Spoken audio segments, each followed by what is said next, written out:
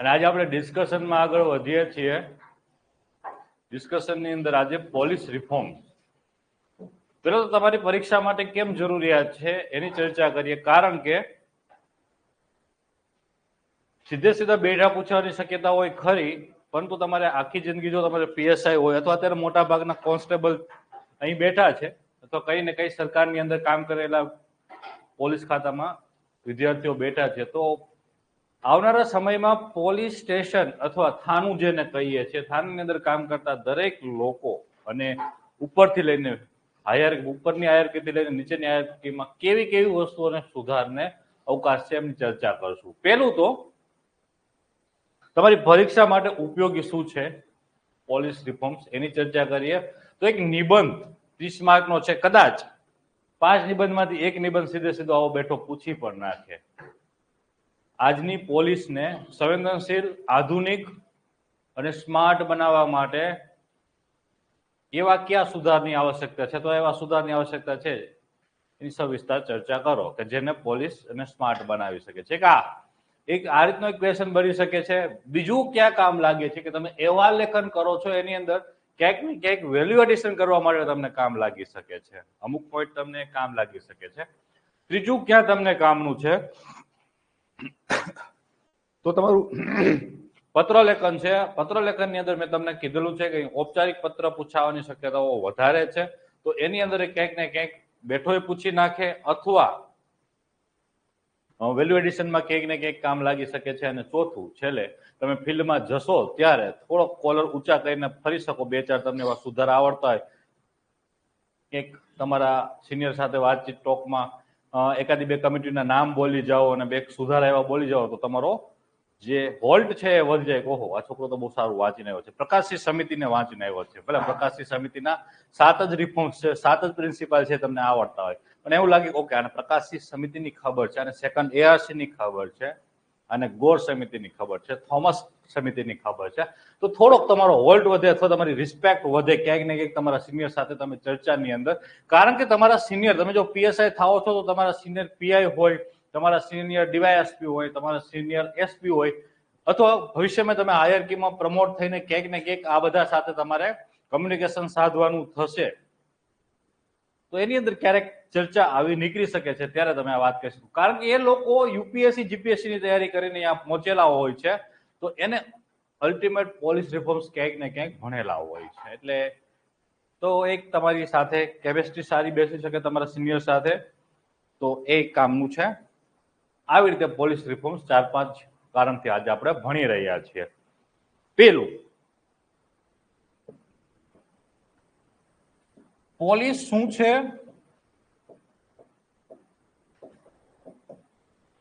અને ભારતમાં પોલીસની જવાબદારી શું છે.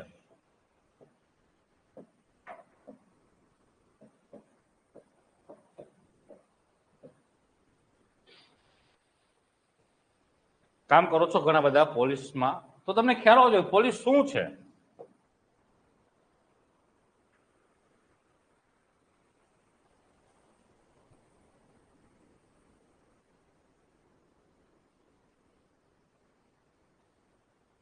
તો સમાજની અંદર શાંતિ, સલામતી, સુરક્ષા અને સૌહાર્દમય વાતાવરણ બનાવી રાખવા માટે, જેને આપણે કહીએ છીએ લો એન્ડ ઓર્ડર, કાનૂન અને વ્યવસ્થા. કાનૂન વ્યવસ્થાના રખરખાવ માટે જે વ્યવસ્થા છે, તો જે ફોર્સ છે જેને આપણે પોલીસ કહીએ છીએ, અને એની મુખ્ય જે જવાબદારી છે એ જવાબદારી છે કાનૂનનું પાલન કરવું અથવા કાનૂન વ્યવસ્થા જાળવવી. આ ઉપરાંત એની ઘણી બધી છે, ઇન્વેસ્ટિગેશનની જવાબદારી છે, તમારા વીઆઈપીઓને સિક્યુરિટી આપવાની જવાબદારીઓ છે, ઘણી બધી જવાબદારીઓ છે, તમારા પાસપોર્ટનું વેરિફિકેશન કરવાની જવાબદારી છે, નો હોવી જોઈએ એમની જવાબદારી, એ પણ એમની જવાબદારી છે. કારણ કે ભારત દેશની અંદર સતત 365 દિવસ અને 24 કલાક કામ કરતી એકમાત્ર વ્યવસ્થા એટલે પોલીસ વ્યવસ્થા. ન્યાયતંત્ર બંધ થશે, એમાંય વેકેશન આવશે, શનિ રવિની રજા તમારી આ કચેરીમાં પણ આવે છે, મામલતદાર એક્ઝિક્યુટિવ કચેરીઓ જેને કહીએ છીએ, મામલતદાર હોય, મેજિસ્ટ્રેટ કચેરીઓ છે, કલેક્ટરની કચેરી, બધે. પણ પોલીસની કચેરીમાં ક્યારે રજા નહીં આવે. 365 દિવસ કામ કરતી વ્યવસ્થા છે.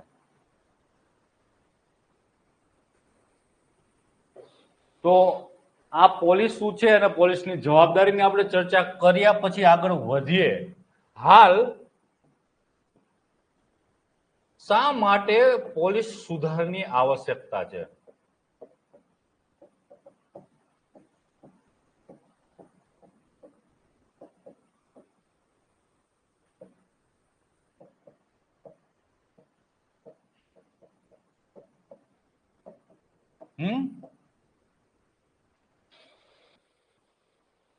તમને એવું કેમ લાગે છે કે અત્યારે પોલીસ સુધાર ખાસ જરૂરિયાત છે? Okay, good. ચર્ચા કરીએ છીએ આપણે આગળ.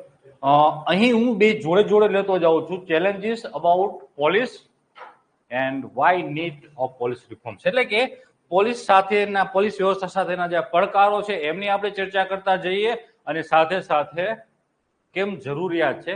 બંને ભેગું લખી દઈએ તો બંનેને અલગ અલગ કરીએ પણ અલગ થશે નહીં, બંને ભેગું જ થશે.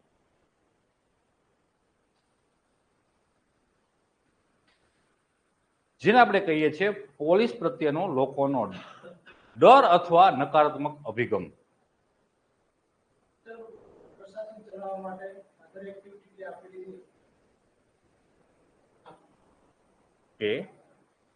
પેલા ચર્ચા કરીએ નકારાત્મક અભિગમ પોલીસ પ્રત્યેનો લોકોનો કેમ ઘડાઈ ગયો છે. ટીલ ડેટ પોલીસ સ્ટેશનમાં મને જતા આપણી પાસે આટલું નોલેજ છે, આપણે આટલા કોન્ટેક્ટ છે, આપણે એજ્યુકેટેડ છે, બધું છે, છતાંય પોલીસ સ્ટેશનની અંદર ખાસ એસપી કચેરીમાં કદાચ જતા ડર ના લાગે, પણ આજે આપણું થાનું કહીએ પોલીસ સ્ટેશન, એની અંદર જતા ટીલ ડેટ ડર લાગે છે. કેમ? આવું મારી એક સાથે નથી થતું. ભારતના 80% લોકો સાથે આવું થાય છે. કારણ કે પોલીસ અને પબ્લિક વચ્ચેનું જે બોન્ડિંગ છે કે એક વિશ્વાસ હોવો જોઈએ એ નથી લોકોની અંદર. એક રિપોર્ટ કહે છે 2022માં પ્રકાશિત થયેલો રિપોર્ટ કે ભારત દેશની અંદર 25%થી ઓછા લોકો પોલીસ વ્યવસ્થા ઉપર ભરોસો કરે છે, ઓછા લોકોને એના ઉપર વિશ્વાસ છે.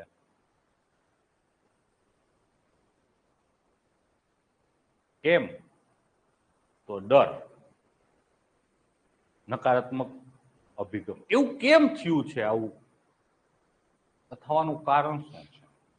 તમને પોલીસનો ડર કેમ લાગે છે? પોલીસ જનતાની મિત્ર હોવી જોઈએ, લોકોની મિત્ર હોવી જોઈએ, પરંતુ અહીં કંઈક ભારત દેશની અંદર સદંતર એક વિરોધાભાસી અભિગમ ચાલી રહ્યો છે. આ થવાનું કારણ શું છે?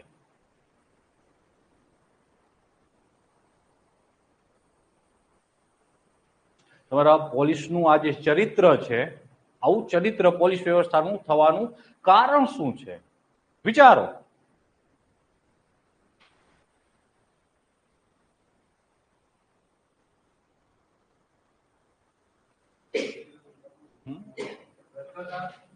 ઇટ્સ ઓકે, ચલો એક એમની ખામી છે ભ્રષ્ટાચાર, આપણે એના પર ચર્ચા કરીએ છીએ, પણ મારે અહીં બ્રોડ સેન્સમાં હું વાત કરી રહ્યો છું. ભ્રષ્ટાચાર તો દરેક વ્યવસ્થાની અંદર છે, છતાં તમને ન્યાયતંત્ર ઉપર ભરોસો છે? આપણે એવું કહીશું ગમે ત્યારે કે હું તને કોર્ટે ઢસડી જઈશ, હું તને અથવા હું તને કોર્ટમાં લઈ જઈશ. આપણો ભરોસો અતૂટ છે અહીંયા.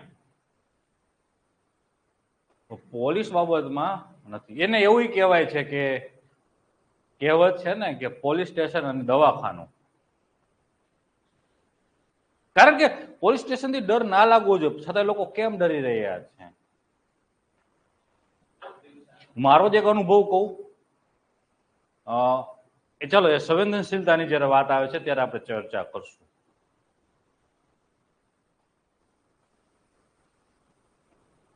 તમારા પોલીસનું આવું ચરિત્ર છે, એની પાછળનું કારણ શું છે? યસ, એક્ઝેક્ટ કે આઝાદી પહેલા તમારી પોલીસનું જે માળખું હતું અથવા પોલીસ છે, તમારી વ્યવસ્થા બની છે, એ મેકોલો નામ સાંભળેલું છે? એ મેકોલોના રિસર્ચ અથવા એમની કમિટીના રિપોર્ટ પ્રમાણે આખી પોલીસ વ્યવસ્થા બની છે. એ પોલીસ એક્ટ 1860, આવો એક પોલીસ એક્ટ આવે છે. એક સાઈડમાં લાગુ પડે છે. આના અંતર્ગત સીઆરપીસી ને આઈપીસીસી ને બધું લાગુ પડે છે, પરંતુ અલ્ટિમેટ આ જે પોલીસ વ્યવસ્થા અહીંથી આવી છે,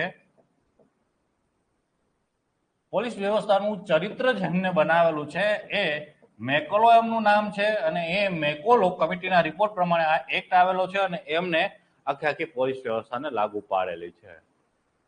હવે આઝાદી પહેલા પોલીસનું જે ચરિત્ર હતું એ સપ્રેશર હતું, લોકોને દબાવવાનું ધમકાવવાનું ચરિત્ર હતું. એ આપણે આઝાદ થયા પછી પણ પોલીસ વ્યવસ્થાની અંદર જેને કહીએ કે કોલોનિયલ જે લેગેસી છે એને આપણે જાળવી રાખી છે, એમાં કોઈ પરિવર્તન આમૂલચૂલ પરિવર્તન લાવી શક્યા નથી. એટલે આજે આપણે પોલીસને લોકોના મિત્ર બનાવી શક્યા નથી. તો આ સૌથી મોટું કારણ છે કોલોનિયલ લેગેસી. યસ, એક કારણ આ છે આપણી આ કોલોનિયલ લેગેસી. એના કારણે પબ્લિક પોલીસ જે બોન્ડ હોવો જોઈએ એ નથી બની શકતો.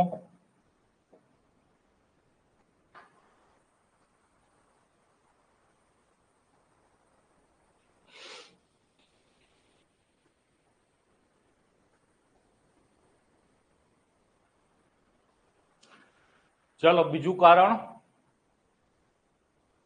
પોલીસના ચરિત્રમાં સંવેદનશીલતાનો અભાવ.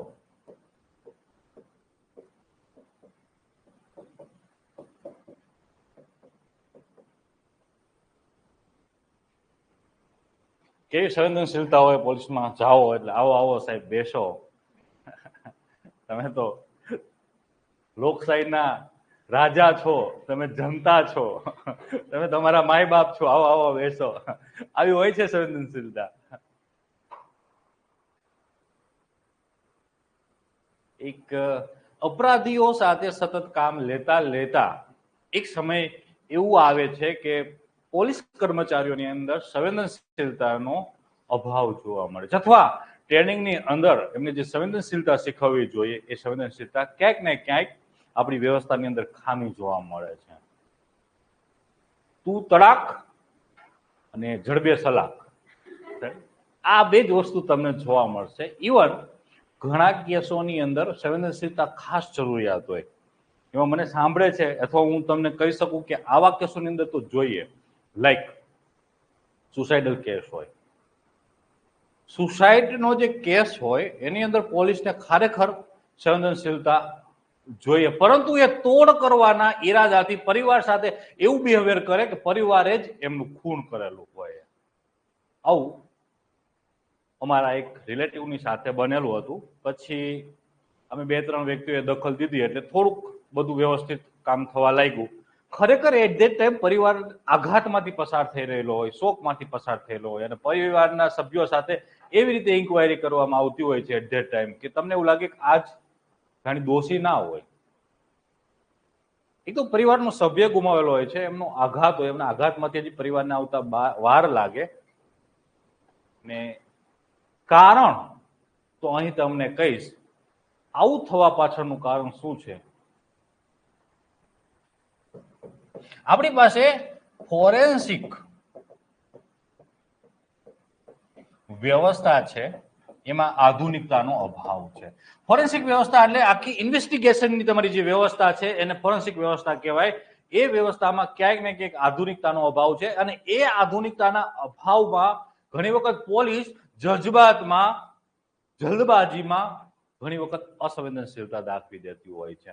કારણ કે એમને ફટાફટ એ ઇન્વેસ્ટિગેશનના ભાગરૂપે એમને જે કહીએ કે એને પુરાવા જોતા હોય છે, એટલે ફટાફટ પૂછપરછ કરશે. અરે હવે તમારે પૂછપરછ કરવાની જરૂરિયાત નથી, ફોરેન્સિક પુરાવા મળી જ જશે ને. જો એ સુસાઇડ છે કે ડેથ સોરી મર્ડર છે એ તમારે જાણવું હશે તો હવે ફોરેન્સિક છે. અમારા એક જ રિલેટિવના કેસની અંદર મને એવું લાગી રહ્યું હતું કે it's not a suicide, it's a murder. તો પછી અમે ડેડ બોડીને શિફ્ટ કરેલી હતી ફોરેન્સિક રાજકોટ ખાતે સિવિલમાં. પછી એ વ્યવસ્થિત આખે એનું બોડીની જાંચ થઈ, તપાસ થઈ, અને પછી ફાઇનલી એ લોકોએ રિપોર્ટ આપ્યો કે ઇટ્સ સુસાઇડ. ગુડ. બાકી તમે આજે ફોરેન્સિક છે, આજે આપણી ફોરેન્સિક જળ અને જૂનવાણી છે, અને ખાસ તો આમાં હજી બોલીને બયાનો લેવામાં જે આવે છે એના કરતા જો આ તમારે તપાસનો જે વિષય છે એ તપાસનો વિષય એકદમ આધુનિક ફોરેન્સિક આધારિત હોવો જોઈએ. કારણ કે માણસે જો અહીંયા કઈ ને કઈ ક્રાઇમ કર્યો છે તો એ વાસ્તવિક એ છે કંઈક ને કંઈક છોડીને જવાનો છે. છેલ્લે કઈ ને તેનો વાળ ખરશે, ફિંગરપ્રિન્ટો ક્યાંક હશે, એ બધું ડીએનએ માંથી પકડાઈ જશે કોણ છે. તો એ એક આધુનિકતાનો અભાવ જોવા મળે છે.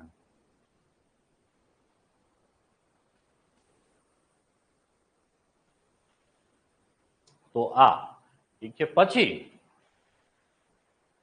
વાત કરીએ police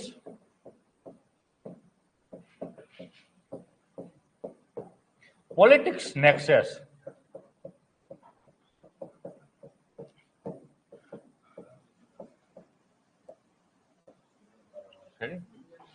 yes, police politics Nexus. એવું કહેવાય છે કે જો તમારે પોલીસમાં ઉપર સુધી જવું છે અથવા જે પોલીસનું જે કામ છે એને તમારે સારી રીતે એન્જોય કરવું છે, સત્તાને એન્જોય કરવી છે, તો તમારે કોઈ ને કોઈ ગોડ ફાધર, જેને આપણે માય બાપ કહીએ છીએ, માય બાપ તમારે રાખવો પડે છે. એવું કહેવાય છે. તમારે અમુક પર્ટિક્યુલર વિસ્તારની અંદર પોસ્ટિંગ જોતું હોય તો કોઈ માય બાપ જોઈશે. અને આ માય બાપ રાખવાના કલ્ચરે આખી પોલીસ વ્યવસ્થા છે એની ઘોર ખોદી નાખી છે. કારણ કે આ જ વસ્તુઓ ભ્રષ્ટાચાર પેદા કરશે, આ જ વસ્તુ સમાજની અંદર અરાજકતા પેદા કરશે, આ જ વસ્તુ જે સારા પોલીસ કર્મચારીઓ છે એમને પ્રમોટની જગ્યાએ કહીએ કે ડિમોરલ કરશે.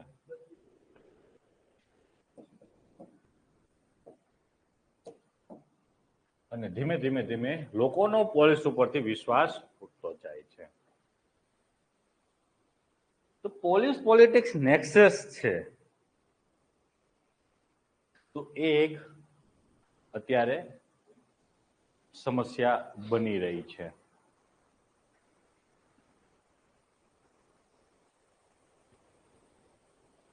એમાં એક ખાસ ગૃહ મંત્રાલય. પોલીસને કોઈથી ડર નહીં લાગે, પણ ગૃહ મંત્રાલયથી ડર લાગશે.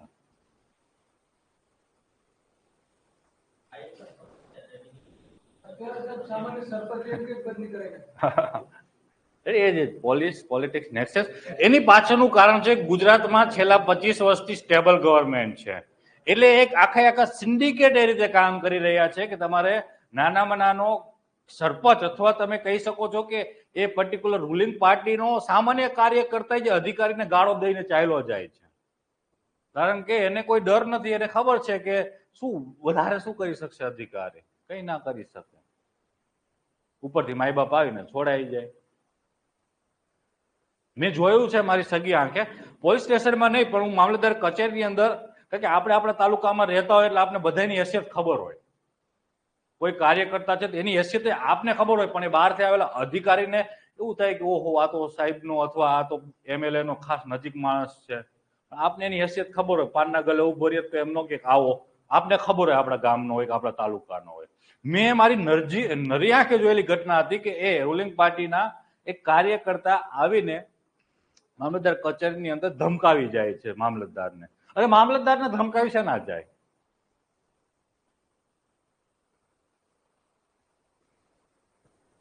ક્યાંક ને ક્યાંક તમારી ક્રેડિબિલિટીનો લોસ છે, ક્યાંક ને ક્યાંક યસ તમે ભ્રષ્ટાચરણ કરો છો એના કારણે તમે સામે બોલી નથી શકતા. હે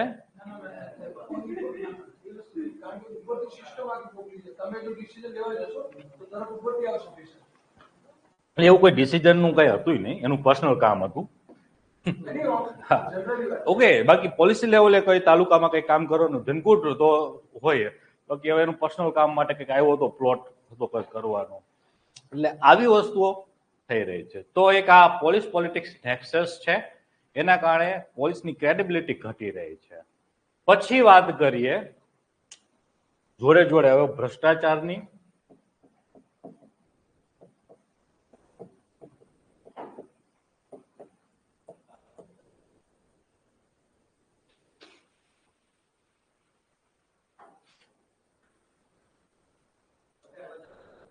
આવીએ છીએ એમના ઉપર.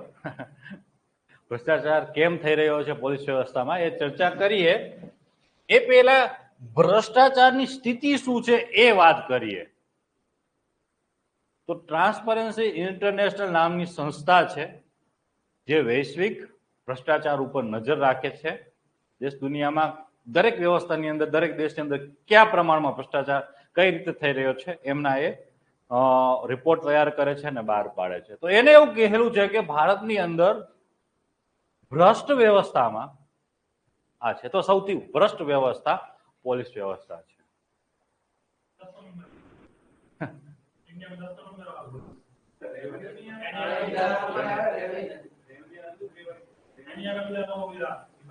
ઓકે, આપણે આ 10મા નંબર છે. એટલે સૌથી ભ્રષ્ટ વ્યવસ્થામાંની એક છે એવું ટ્રાન્સપરન્સી ઇન્ટરનેશનલ કહે છે. એની પહેલા તો આર્મી આવી જશે, જ્યુડિશિયલ સિસ્ટમ આવશે, રેવન્યુ આવશે, બધી આવશે. જ્યુડિશિયલ સિસ્ટમમાં એટલો ભ્રષ્ટાચાર છે. દેખાય.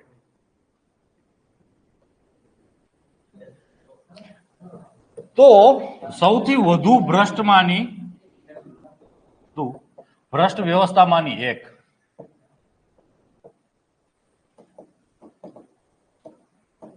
બીજું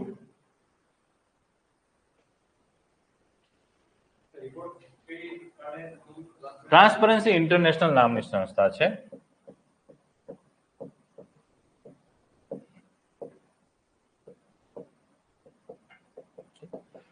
અને 2022 એક રિપોર્ટ છે એમાં એવું કહેલું છે કે 55% પોલીસ ક્ષેત્ર સાથે કામ કરતા કર્મચારીઓ ભ્રષ્ટ આચરણ સાથે સંલિપ્ત છે.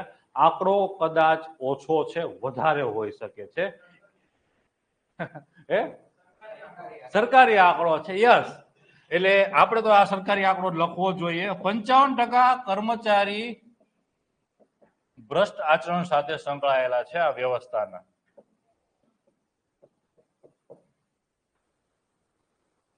તો ચર્ચા કરીએ કે ભ્રષ્ટાચાર આ વ્યવસ્થામાં કેમ થઈ રહ્યો છે.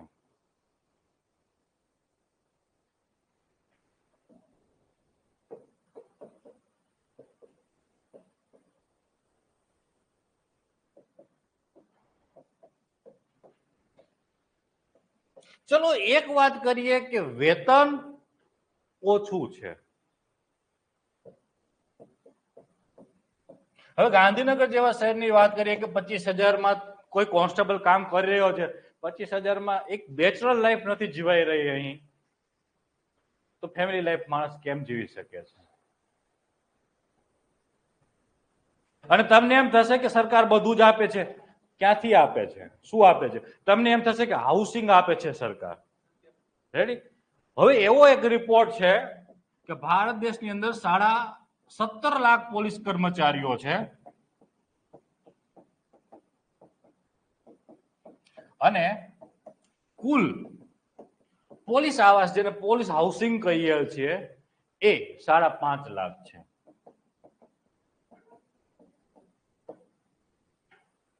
એટલે 3 પોલીસ કર્મચારી એકને મળશે. એટલે 2 કર્મચારી આવાસ વિના રહે છે અને એને ફરજિયાતપણે ક્યાંક ને ક્યાંક જવું પડશે ખાનગી શોમાં.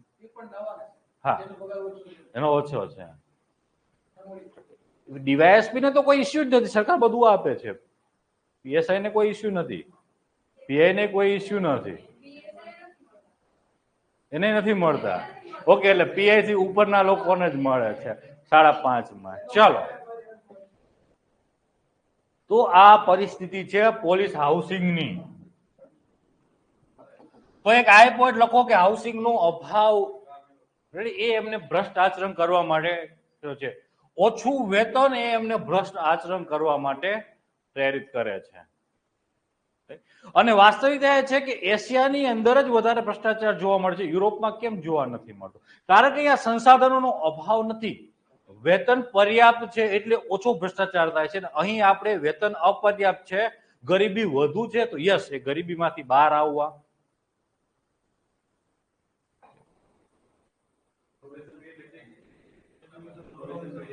પ્રોબેશન પીરિયડ કોઈ ઇસ્યુ નથી, તો એ ચર્ચા કરીએ છીએ. એટલે આજે આપણે ભ્રષ્ટાચારનો આખો ટોપિક નથી કરતા, હું તો તને ઉપર છેલ્લા કારણોની ચર્ચા કરીએ. બાકી આના ઉપર ઘણી બધી ચર્ચા થઈ શકે એમ છે. એક સામાજિક ફેક્ટર એ છે ભ્રષ્ટાચારનું. પ્રોત્સાહક પરિબળો છે ઘણા બધા સામાજિક. કારણ કે તમને શું કહેશે બધા, આમ એની 25,000 સેલેરી છે, એમાં ઘર તો ના હાલે પણ નીચેની આવક સારી છે એટલે દીકરી દેવાય, વાહ. એટલે સમાજ જ પ્રમોટ કરે છે ભ્રષ્ટાચારને. પાછા એ સમાજને તકલીફ પડે. દીકરી દેવામાં પ્રોબ્લેમ નથી, જમાઈ ભ્રષ્ટ આચરણ કરે એમાં વાંધો નથી, પણ જદી એને બીજા ક્ષેત્રમાં જઈને લાઈનમાં ઉભું રહેવું પડે, પાછા ગાળો દે, એમની ફાઇલ ના હાલતી હોય ને, કેમ ભાઈ? એટલે એક આખું નેક્સસ છે. કરપ્શન ઉપર ક્યારેક ડિસ્કશન કરશું ત્યારે કહીશ કે કેવી કેવી વસ્તુઓ પ્રોત્સાહક પરિબળો હોય છે. હવે ત્રીજી વસ્તુ છે જે અત્યારના આજના જમાનાની અંદર જે જોવા મળે છે, આજથી કોઈ મને 20, 25 કે 30 વર્ષ પહેલા કહે તો એ વસ્તુઓ ઓછી અસરકારક હતી, પણ આજે વધુ અસરકારક છે. કારણ કે કાલે જ હું રાતે એકેડેમીથી જઈને પ્રકાશસિંહ, આપણે જે કમિટીના હમણાં સુધારની વાત કરીએ, એ પ્રકાશનો હું ઇન્ટરવ્યુ જોતો હતો લલન ટોપની અંદર. બહુ મસ્ત વાત કરેલી હતી કે એક અમારો જમાનો હતો, એટલે એ વાત કરીએ 1959 બેચના આઈપીએસ છે પ્રકાશસિંહ. પછી ઘણી બધી જે જ્યાં જ્યાં ભારતની અંદર છમકલાઓ અરાજકતા ફેલાડે છે, અહીંયા પ્રકાશસિંહે કામ કરેલું છે. નાગા હોય, આસામ હોય, પંજાબ હોય, જમ્મુ કાશ્મીર હોય, બધે જ. યુપીની અંદર રામ મંદિર આંદોલન સમયે જવાબદારી ડીજી તરીકે એમની હતી. એટલે જ્યાં જ્યાં અરાજકતાઓ છે અહીંયા પ્રકાશસિંહ છે એવું કહેવાય છે. તો એમનું કાલ ઇન્ટરવ્યુ જોઈ રહ્યો હતો, 2-2.5 કલાકનું લલન ટોપમાં ડિસ્કશન છે. એમાં એક સરસ મજાની વાત કરી હતી કે એક અમારો જમાનો હતો કે કેવા આમ બાહુબલીઓ આઈપીએસ હતા કે આઈએસ હતા, એમ કોઈ ગાંઠ હતા નહીં. અને આજનો જમાનો છે લલ્લુ પંજુ છે બધા. એનું કારણ શું છે કે આજના જે આઈએસ આઈપીએસ છે એમની જરૂરિયાતો વધી ગઈ છે. સરકારી નોકરીનો પાવર જોઈએ છે અને સાથે સાથે બિઝનેસ ટાઇકૂન જેવી લાઈફસ્ટાઈલ જોઈએ છે. બંનેને જોડે ચલાવવી છે. અને એક અમારા જમાનામાં આઈએસ આઈપીએસ ની લાઈફસ્ટાઈલ કેવી હતી કે એક આપણું ઘરનું ઘર હોય, એક ઘરવાળીઓ હોય, એક બાળક હોય. આ અમારી બધાની જરૂરિયાત હતી. અને આજે નથી કોઈને એક ઘરથી સંતોષ, નથી એક ઘરવાળીથી સંતોષ.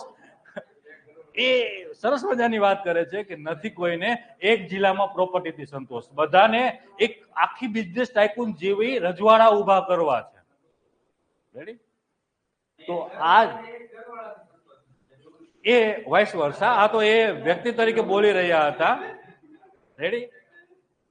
એ પુરુષ તરીકે બોલી રહ્યા, કારણ કે આપણે પેટ્રિયાર્કીમાં જીવીએ છીએ તો જે વ્યવસ્થા ઘડાય છે પુરુષની આજુબાજુ ઘડાતી હોય, એટલે બોલચાલમાં એ જ વસ્તુ આવે. એ વાઇસ વર્ષા જોઈએ છે. તો આ વસ્તુઓને આપણે કહી શકીએ છીએ ઉપભોક્તાવાદ. પોલિસમાં અંદર જે વધી રહ્યો છે એ ઉપભોક્તાવાદ છે.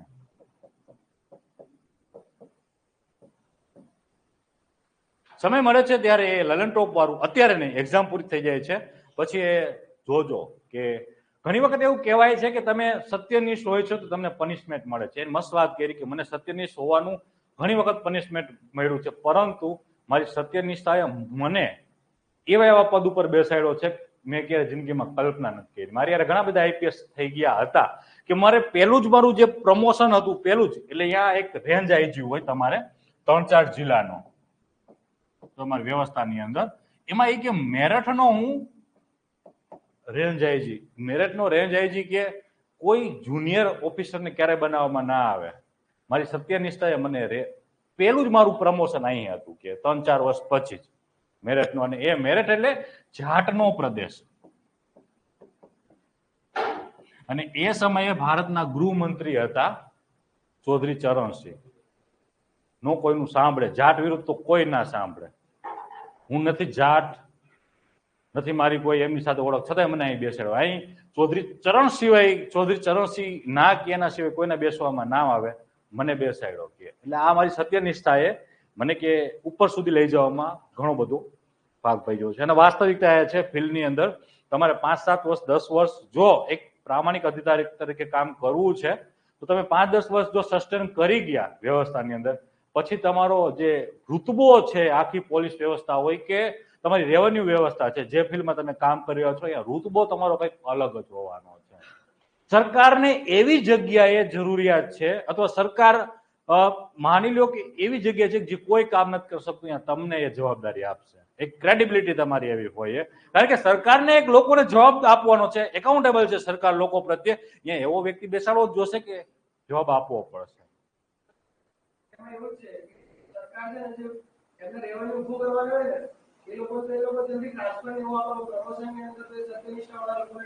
વાસ્તવિકતા છે કે ઉપરની જે પોસ્ટ છે ને, જે આપણે કહીએ કે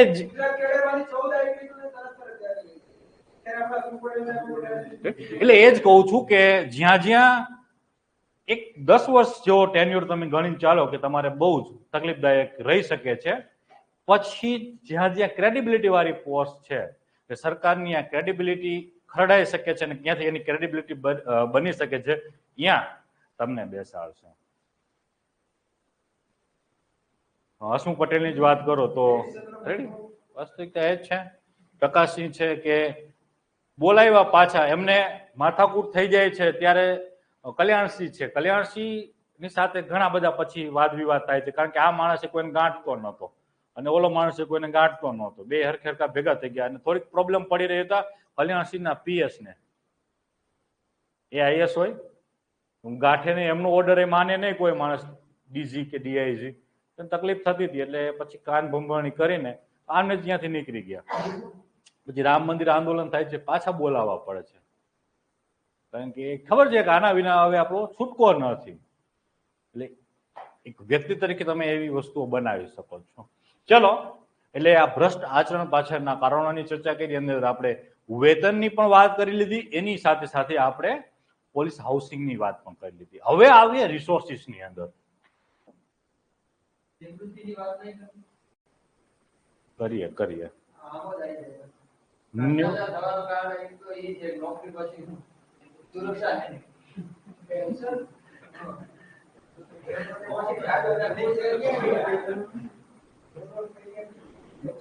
પણ પ્રોબ્લેમ એ છે, ભારત દેશની એક ખરાબ માનસિકતા શું છે ખબર છે? ચલો ચર્ચા કરી લઈએ. નિવૃત્તિ પછી શું?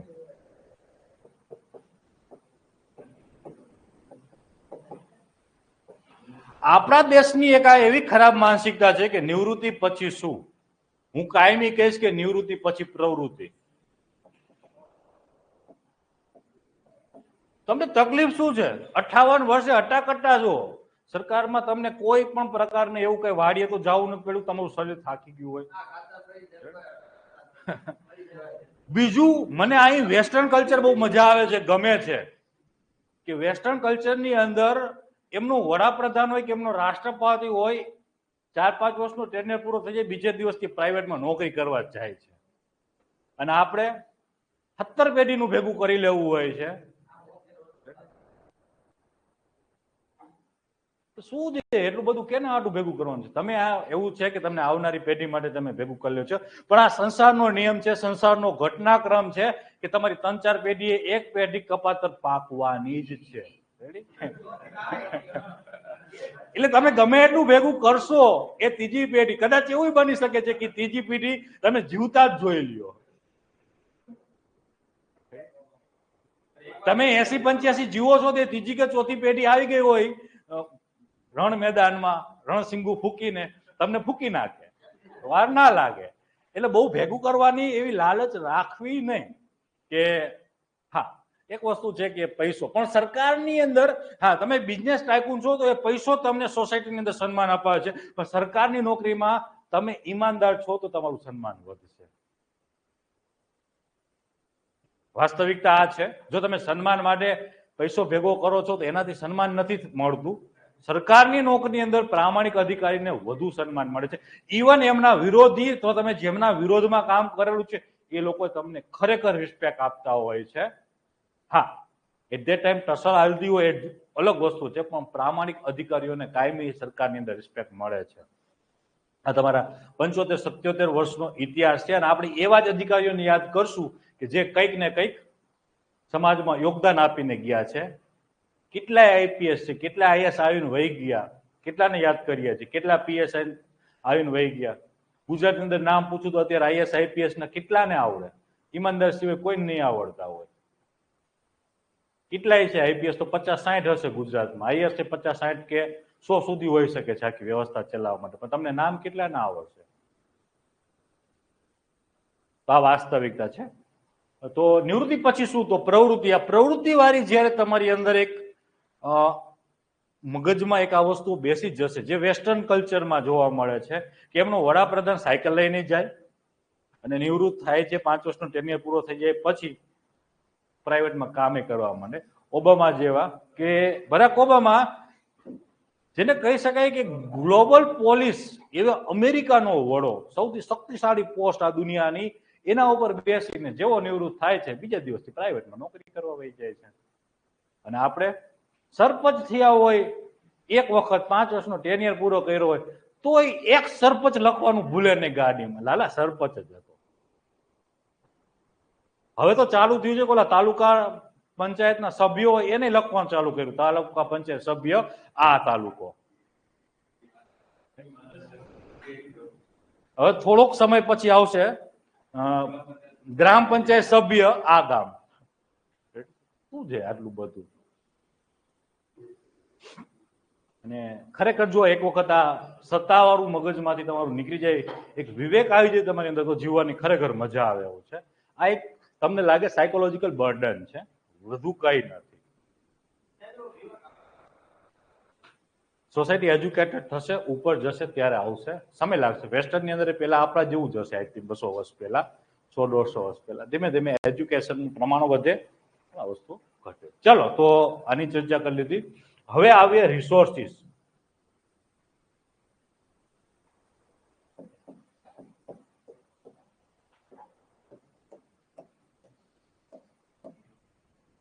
સંસાધનો. અહીં આવી જાઓ. ભારત દેશની અંદર સંસાધનોની અંદર બધું આવી જાય. વ્હીકલ, પછી રાઇફલો જેને આપણે કહીએ, વેપન, પોલીસ કર્મચારીઓ, બધું જ આવી જાય. તો ચર્ચા કરીએ તો રિસોર્સિસની અંદર એવું કહેવાય છે કે ભારતમાં 60-70% જેટલા રિસોર્સિસનો, સંસાધનોનો અભાવ છે.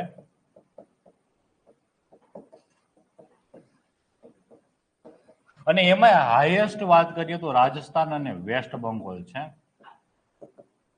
આ બે સ્ટેટમાં સૌથી વધારે સંસાધનોનો અભાવ જોવા મળે છે.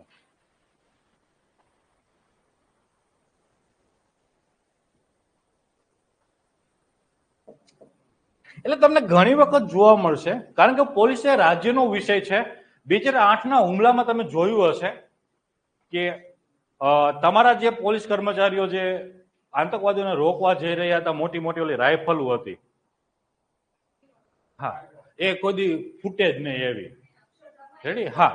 અને ઓલા તમારા જે ટેરરિસ્ટ હતા, ટેરરિસ્ટ ભાઈ આધુનિક વેપન હતા, તો પોલીસ એને કઈ રીતે ડિફીટ કરી શકે? તો ક્યાંક ને ક્યાંક આ પ્રોબ્લેમ થશે એના કારણે. અને પ્રકાશસિંહે એક વાત કરી હતી કે હું જયારે નાગાલેન્ડમાં એ ડીઆઈજી તરીકે કામ કરી રહ્યા હતા, ત્યારે એમને વાત કરી હતી કે એક આખી ત્યાં નાગા ઇસ્યુ એક ચાલે છે, આખો બહુ જૂનો છે અને ક્યારેક ખૂટે એવો જ નથી. એનો કોઈ સમાધાન જ નથી, કારણ કે એટલું ગૂંચવાયેલું એ જટિલ વ્યવસ્થા છે. પ્રમાણ ઓછું થાય વધે, ઓછું થાય વધે, કંટ્રોલમાં લાવી શકાય છે. બધી રીતનું એ કામ થઈ શકે, એવી રીતે થાય છે. ઘણા સમયથી એ કામ, એ ઇસ્યુ ચાલી આવી રહ્યો છે. એટલે 300 જેટલા આતંકવાદીઓ ચીનમાંથી ટ્રેનિંગ લઈને આવે છે. એટલે નાગા લોકોનું જે ટોળું છે એ હવે કે જયારે અમને ખબર પડે છે કે આ પબ્લિકમાં ઇન્સર્જન્સી ફેલાવવા કામ કરવાના હોય છે, અમે એમને ઘેરાવ કરીએ છીએ. અને બધાને એમાં એને સૂચના મળી જાય છે, તો એ લોકો વહેલી સવારે 4 વાગે, મેં એવું પ્લાનિંગ હતું કે સવારે 6 વાગે ઘેરાવ કરીને એ 300 ને પકડી લઈએ. 4 વાગે કોઈને સૂચના મળી જાય છે ને લોકો ભાગી જવામાં સક્ષમ રહે છે. એમાંથી અમે 30 જેટલા લોકોને પકડી લઈએ છીએ. 30 લોકો પાસે જયારે અમે હથિયાર જોયા ત્યારે ખરેખર એવું લાગ્યું કે આ લોકો પાસે કેટલા આધુનિક વેપન છે, આપણી પોલીસ વ્યવસ્થા પાસે શું છે. આપણે ઓલું ત્યારે તો ઓલું હતું, આમ કરે, હા, પછી તમે એ કરો ને પછી ફોડો, ત્યાં તો એ કે 4-5 ને મારીને વહી ગયા. હા, તો આ એમની પાસે આધુનિક વેપનની વાત હતી. તો આ જે રિસોર્સિસની વાત છે એની અંદર જ્યારે રિસોર્સિસ ઓછા છે, અહીં આવો, કે જ્યારે પોલીસ વ્યવસ્થા પાસે રિસોર્સિસ ઓછા છે એની અંદર આપણે રિસોર્સિસની વાત કરી, તો આ બધા રિસોર્સિસ વેપનની એની પણ એક રિસોર્સિસ જેને હ્યુમન રિસોર્સિસ કહેવાય.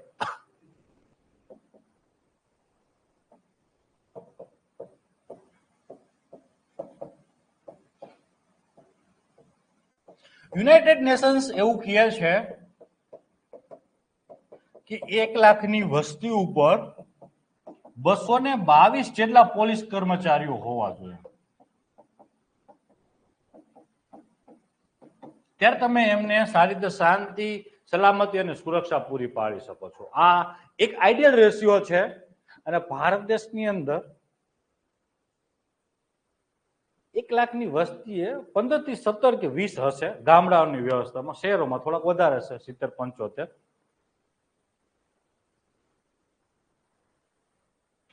અને આ યુનાઇટેડના તમારો જે રિપોર્ટ છે એ પ્રમાણે ભારત દેશની અંદર કુલ કેટલા અંદાજિત કે 5.5 લાખ જેટલા કર્મચારીઓની હાલમાં ઘટ છે.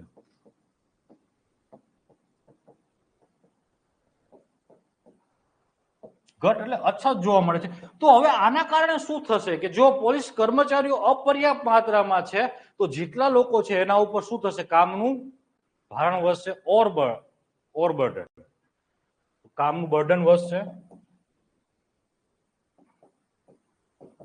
કામનું ભારણ વધશે તો કામના કલાકો વધશે, કામના કલાકો વધશે તો સ્ટ્રેસ, પર્સનલ લાઈફ, સ્વભાવ, પોલીસનો ચીડચીડિયો સ્વભાવ જ જોવા મળે. એમાં એમનો કોઈ વાંક નથી. કોઈ માણસ 17-18 કલાક સતત ડ્યુટી કરે છે, નથી એમને રવિવારની રજા મળતી, નથી એમને તહેવારોની રજા મળતી, નથી એ પરિવાર સાથે ક્વોલિટી ટાઈમ સ્પેન્ડ કરી શકતો, નથી મિત્રો સાથે ગપગોળા મારી શકતો, તો શું થવાનું છે? તો આ પ્રોબ્લેમ થવાનો છે. એ અલ્ટિમેટ વિશિયસ સાયકલ બને છે, દુષ્ચક્ર બને છે, જે ધીમે ધીમે પોલીસની જે કાર્યક્ષમતા છે, પોલીસ વ્યવસ્થાની જે કાર્યક્ષમતા છે એ ઘટાડશે. એટલે પોલીસની ક્રેડિબિલિટી પણ ઘટશે.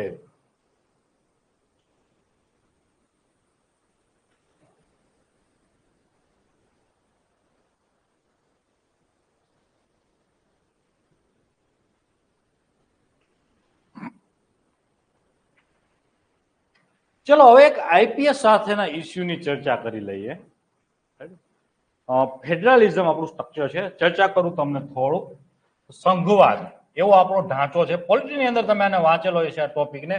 સંઘવાદ એટલે કેન્દ્ર, રાજ્ય અને પંચાયતી રાજ સંસ્થા, તો સ્થાનિક સંસ્થા છે એની વચ્ચે તમારા જે જવાબદારી અને સત્તા છે એમનું વિભાજન થવું જોઈએ. એમાં તમારું જે અનુસૂચિ 60 છે એ પ્રમાણે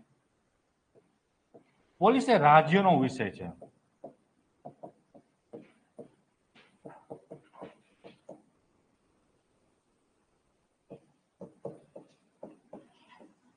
અને એની અંદર સ્પેસિફાઈડ લો એન્ડ ઓર્ડર, કાનૂન વ્યવસ્થા જે જાળવણી છે, રખરખાવ છે, એ રાજ્યનો વિષય છે. અને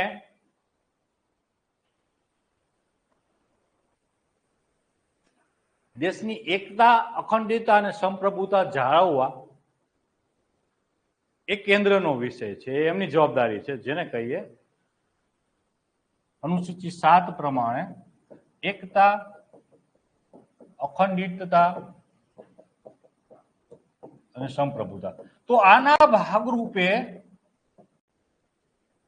અહીંથી આઈપીએસ કેન્દ્ર પોતાનો પ્રતિનિધિ રાજ્યમાં મોકલશે. બે વચ્ચેની એક કડી છે, સંઘવાદને જાળવી રાખે છે, દેશની એકતા અખંડિતતા અને સંપ્રભુતા જાળવી રાખો. બે વચ્ચેની કડીના ભાગરૂપે આઈપીએસ અહીં જશે, કેન્દ્રનો પ્રતિનિધિ. હવે શું થશે? આઈપીએસ ને કેન્દ્ર સાથે સારા સંબંધો રાખવા જોશે અને અહીંયા આખી જિંદગી નોકરી કરવાની છે રાજ્યમાં, અહીંયા સંબંધો સારા રાખવા પડશે. હવે ત્યાં સુધી કોઈ ઇસ્યુ નથી ચાલતો, પરંતુ જ્યારે બે વિરોધાભાસી સરકાર આવશે, કેન્દ્રમાં કંઈક અલગ હશે ને રાજ્યમાં કંઈક અલગ સરકાર હશે, ત્યારે આઈપીએસ ફસાશે. આઈએસ સાથે એવું થાય છે, આઈપીએસ સાથે એવું થાય છે, ત્યારે ફસાશે. અને આવું તમને ખાસ જોવા મળશે વેસ્ટ બંગાળમાં. સીબીઆઈ વાળો તમને કદાચ વિવાદ ખબર હોય તો ના પાડી દીધી કે સીબીઆઈ અમને પૂછ્યા વિના ઘૂસવાનું નહીં કહે રાજ્યની અંદર. કેરળે ના પાડી દીધી. રાજસ્થાનમાં જ્યારે કોંગ્રેસની સરકાર હતી એ લોકો ના પાડવા જઈ રહ્યા હતા. તો આવો પ્રશ્ન થશે. તો આમાં પીછાશે કોણ? આઈપીએસ. એટલે એવું કહેવાય છે પરમેનન્ટ ઇરિટન્ટ.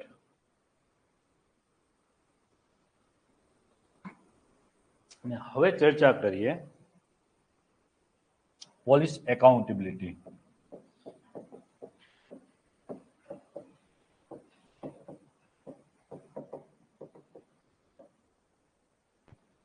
એટલે કે એની જે જવાબદેહી છે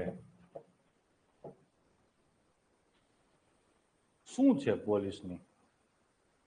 કસ્ટોડિયલ ડેથ થઈ જાય છે, શું પોલીસની જવાબદારી છે? મરી ગયો એટલી જ. કસ્ટોડિયલ રેપ થાય છે, શું જવાબદારી છે? અથવા તમારા વ્યવસ્થા, તમારા શહેરમાં કાનૂન વ્યવસ્થા વ્યવસ્થિત નથી ચાલી રહી, એવું આંદોલન થઈ ગયું અને ખાનગી પ્રોપર્ટીને નુકસાન થઈ, કામ છે પોલીસનું રખરખાવ કરવાનું.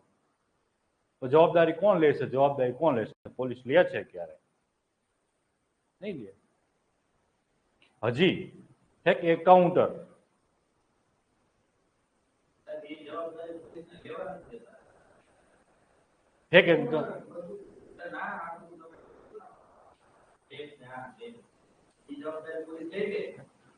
એટલે આ બધું કાનૂન વ્યવસ્થાનો ભાગ છે. કસ્ટોડિયલ ડેથ થવી જ ન જોઈએ, પણ થાય છે. શું કામ?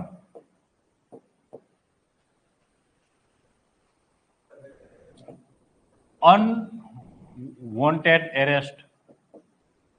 ઘણી વખત એમને પકડી લેશે. હા, ફેક એન્કાઉન્ટર નહીં, કારણ કે એન્કાઉન્ટર ને એક એને ડિસ્કશનનો મુદ્દો છે. એન્કાઉન્ટર થવા જોઈએ કે ના થવા જોઈએ એ એક ડિસ્કશનનો મુદ્દો છે.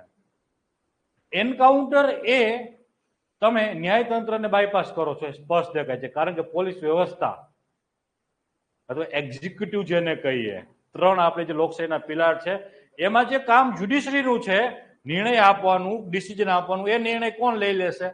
એક્ઝિક્યુટિવ. અહીંયા તમારી જ્યુડિશરી બાયપાસ થાય છે, તો એક ક્વેશ્ચન માર્ક છે.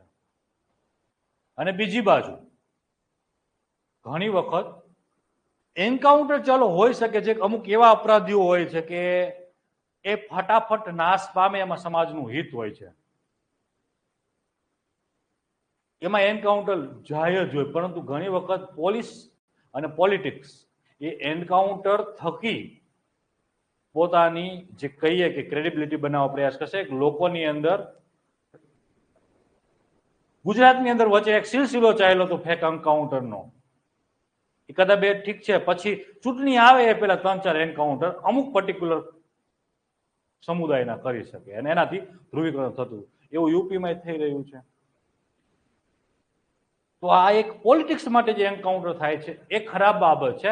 પરંતુ હા, જો એક પ્રક્રિયાના ભાગરૂપે એન્કાઉન્ટર થતા હોય તો કહી શકાય છે, એમાં કોઈ વાંધો નથી. કે અમુક એવા સામાજિક તત્વો હોય છે જેના કારણે હજારો લાખો લોકોના જીવન સાથે અથવા જીવન અશાંત થાય, અરાજક થતા હોય, તો એવા લોકોને કોઈ એન્કાઉન્ટરમાં મારી નાખે તો કોઈને એવો એના ઘરના પરિવારને કઈ પ્રોબ્લેમ ના હોય. એ લોકશાહી છે એટલે જ જેલમાં રાખ્યો. લોકશાહી ના હોય તો જેલમાં ના રાખે. એનો અહીંયા ન્યાય હોય. એ જ લોકશાહીનો ફાયદો છે અને એ જ લોકશાહીનો ગેરફાયદો છે. તમે ખાલી કસાબ છે એની જે કદાચ કસાબ ના પણ હોય એવું બની શકે, તમે સાબિત નથી કરતા લોકશાહીની, કારણ કે તમારી જે જ્યુડિશિયલ વ્યવસ્થા છે એ આજે પણ માને છે કે એક પણ બેકસૂર લોકોને સજા ના થવી જોઈએ, ભલે લાખ અપરાધીઓ છૂટી જાય છે. એ ઘણી વખત એના કારણે ઘણા નુકસાન થાય છે અને એના કારણે ફાયદો થાય છે, કારણ કે લોકોનો ન્યાયતંત્ર પ્રત્યેનો વિશ્વાસ ત્યારે જળવાઈ શકે, નહીં તો લોકોનો ન્યાયતંત્ર પ્રત્યેનો વિશ્વાસ ના જળવાઈ શકે. એટલે ડેમોક્રેસીના ઘણા બધા ફાયદા છે, ઘણા બધા નુકસાન છે. એસી તેસી ડેમોક્રેસી, અને ઘણી વખત ડેમોક્રેસી એક માતા તરીકે જનની છે, માતા તરીકે પ્રસ્તુત કરી શકો છો, એની ઊંઘ તમને મળશે. ડેમોક્રેસી ના હોય તો તમે તમારા અધિકારોના એન્જોય કરી શકો.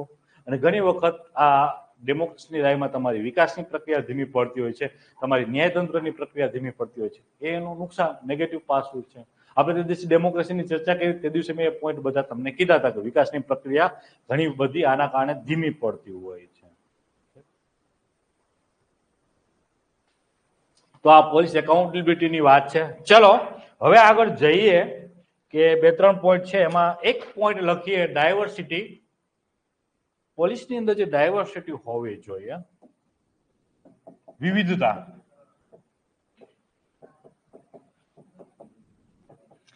એમાં અમુક પોલીસ સ્ટેશનો હોય, એ પોલીસ સ્ટેશનો પર્ટિક્યુલર કાસ્ટના લોકો જેમાં હોય, અમુક પોલીસ સ્ટેશનની અંદર પર્ટિક્યુલર સમુદાયના લોકો જ હોય. આ બધી વસ્તુઓ થઈ રહી છે. અને છેલ્લે બાકી રહી જાય તો આજે મહિલાઓની હાજરીની વાત કરીએ. જે આપણે ચર્ચા કરી કે પોલીસની અંદર સંવેદનશીલતાનો અભાવ છે, હું તો ત્યાં સુધી માનું છું કે પોલીસની અંદર સંવેદનશીલતા ત્યારે જ આવશે જ્યારે મહિલાઓનું અડધો પ્રતિનિધિત્વ આવશે. એના વિના ક્યારેય પોલીસ સંવેદનશીલ ના થઈ શકે. તો આ જે વિવિધતાનો અભાવ જોવા મળે છે પોલીસની અંદર, એમાં જાતિ, ધર્મ, સમુદાય અને લિંગ.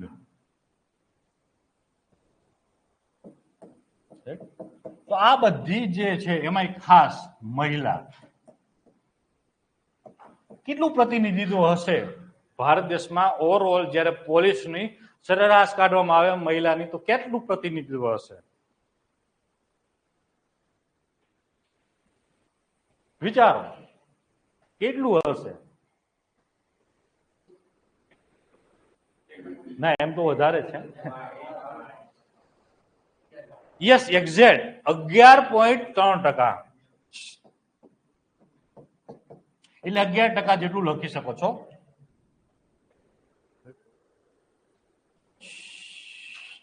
11% જેટલું પ્રતિનિધિત્વ છે. જે દેશની અડધી આબાદી છે એનું પ્રતિનિધિત્વ માત્ર આટલું જ છે.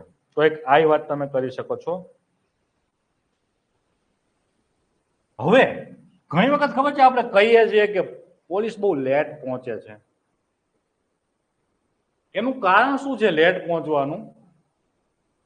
એક તો બહુ બધી જવાબદારીઓ છે અને છેલ્લે બાકી રહી જાય તો રિસોર્સિસની અંદર ટ્રાન્સપોર્ટ. આખા પોલીસ સ્ટેશન, એક પોલીસ સ્ટેશનની અંદર 110 થી 120 જેટલા ગામ આપ્યા હોય, અને વ્હીકલ કેટલા હોય? એક. એ વ્હીકલ કેના માટે હોય? સાહેબ માટે. એટલે ઘણી વખત એ પોલીસ સ્ટેશનનો ઇન્ચાર્જ, નાનો તાલુકો હશે તો પર્ટિક્યુલર પીએસઆઈ હશે, અને મોટો તાલુકો હશે તો પીઆઈ હશે. તો ઇન્ચાર્જ પાસે હશે, સાહેબ પાસે. અને ઘટના સ્થળે કોણ જાય? કોન્સ્ટેબલ. સાહેબ તો છેલ્લે આવે. ગાડી લઈને સાહેબ ફરતા હોય તો કોન્સ્ટેબલ જવાનું છે. તો આમાં એક કે બે વ્હીકલ હોય અને એને બધી જ જવાબદારીઓ છે, અને એ વ્હીકલ એ સાહેબ પાસે હોય. એટલે ઘણી વખત આપણે ઓલો કહીએ ને મૂવીની અંદર, પોલીસ કાયમી ગુનો થઈ જાય પછી જ પહોંચે છે. એનું કારણ આ છે. હા, આધુનિક અત્યારે તમે જોવા જશો તો ઘણી જગ્યાએ તમને હવે પોલીસ ક્રાઇમ થતો હોય એ ઘટનાની અંદર તમે ફોન કરો તો 10-15 મિનિટના ગાળામાં પહોંચી જાય છે. એ આપણી પોલીસ વ્યવસ્થાની અંદર આવેલી સ્પીડનેસ છે, સારી બાબત છે. પરંતુ એક કારણ આ પણ છે.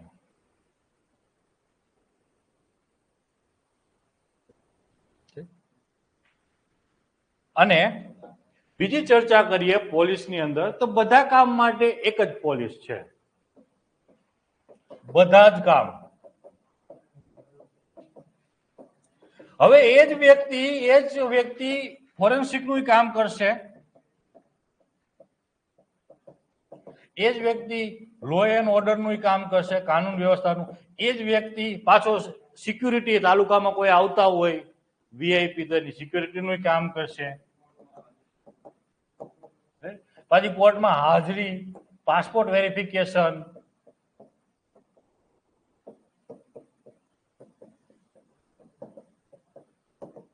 એટલે કે જેટલા કામ છે બધા જ એક વ્યક્તિ કરશે.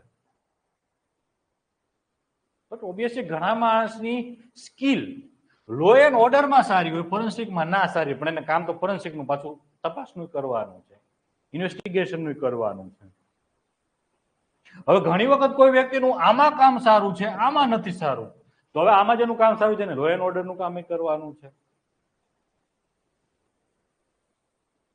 તો આના કારણે શું થશે?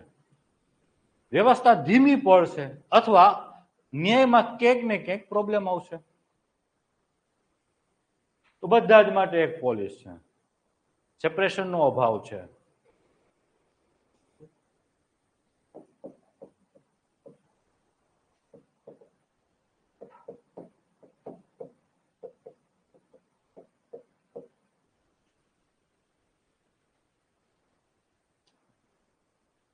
કોલોનિયલ લેગેસી વાળી વાત થઈ ગઈ કે પોલીસ સપ્રેશનની ભૂમિકામાં. તો આ એવા ફેક્ટરો છે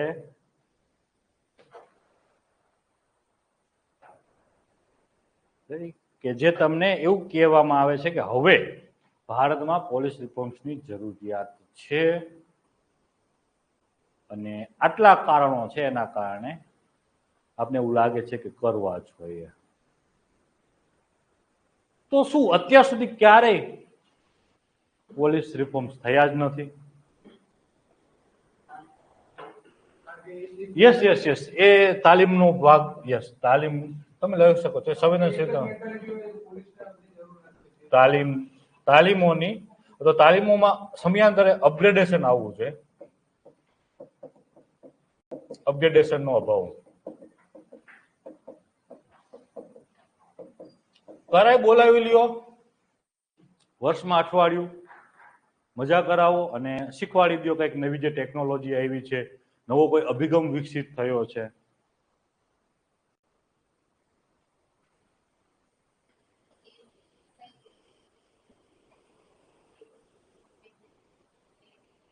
આપણે હમણાં ચર્ચા કરીએ છીએ કે શું શું કરી શકાય છે એના ઉપર. એવું નથી કે ભારતમાં પોલીસ અત્યાર સુધી ક્યારેય અપગ્રેડ નથી થઈ. એને ઘણી વખત પોતાની જાતને અપગ્રેડ કરી છે. એમાંય ખાસ ટેકનિકલ રીતે પોલીસ ઘણી બધી અપગ્રેડ થઈ છે અને થઈ રહી છે. ધીમી પ્રક્રિયા છે અપગ્રેડેશનની, સુધારની, પરંતુ એવું નથી કે સાવ પોલીસ અપગ્રેડ નથી. અને એવું પણ નથી કે જે રિફોર્મ્સ ટેકનિકલી જે લાગુ પડે છે એના ઘણા બધા એવા રિફોર્મ્સ છે જે ફંડામેન્ટલી ચેન્જના રિફોર્મ્સ છે, એ પણ થયા છે. જ્યારે ઇન્દિરા ગાંધી સમયમાં આપણે કહીએ કે ઇમરજન્સી લાદેલી હતી, કટોકટી લાદેલી હતી, અને કટોકટીના ભાગરૂપે પોલીસનો ઘણો બધો મિસયુઝ થયો હતો.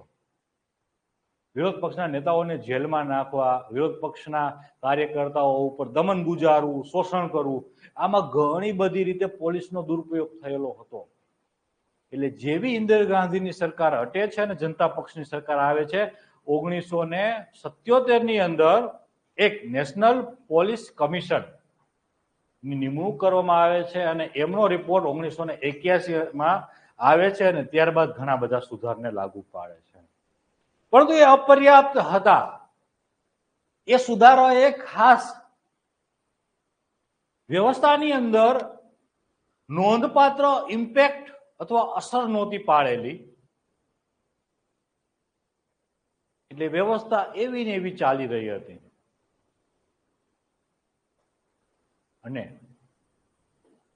પ્રકાશસિંહ જ્યારે રિટાયર્ડ થાય છે એ સુપ્રીમ કોર્ટમાં પીઆઈ દાખલ કરે છે, કારણ કે એને પ્રયાસ કર્યો ઘણી રીતે કે સુધારા લાગુ પડે.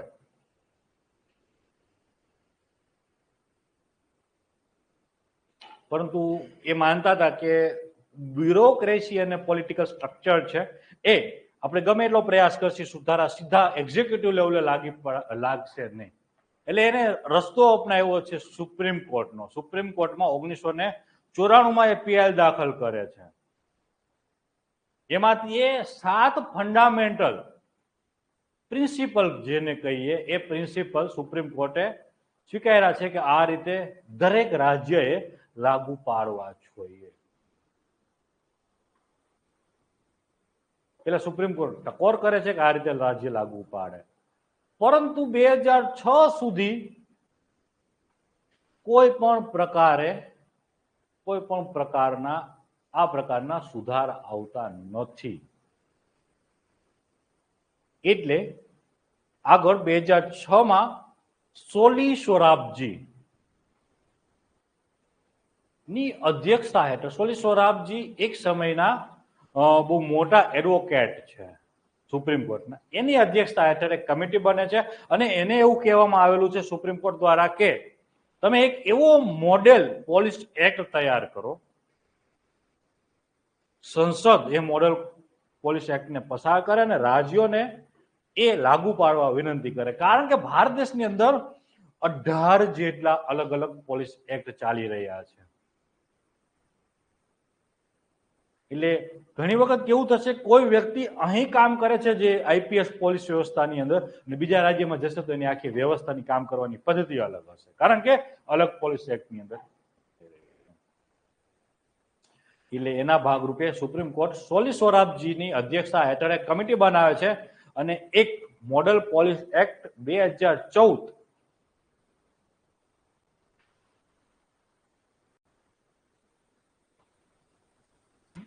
આવે છે. 2014 કે 8 છે, I not sure about that, પણ સોલી સોરાબજીની કમિટી પછી એક મોડલ પોલીસ એક્ટ આવે છે.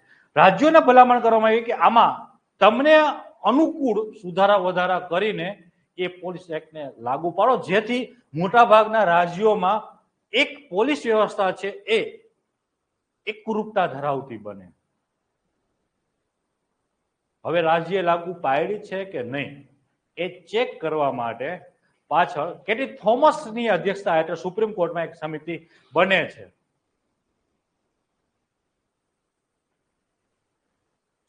કેટી થોમસ નોંધે છે એક પણ રાજ્ય, એક પણ રાજ્યએ મોડલ પોલીસ એક્ટ ઉપર કામ કરેલ નથી. કોઈ પણ રાજ્યને આ પ્રકારે જવામાં રસ નથી. આવું પોતાના કમિટીના રિપોર્ટમાં એ નોંધે છે. તો તમને એમ થશે કે આટલી પોલીસમાં જે સુધારની આવશ્યકતા છે, પોલીસ સુધરે તો વ્યવસ્થા સુધરે, સમાજ સુધરે, ઘણો બધો ફાયદો છે, કેમ એક પણ રાજ્ય લાગુ નથી પાડી રહ્યો?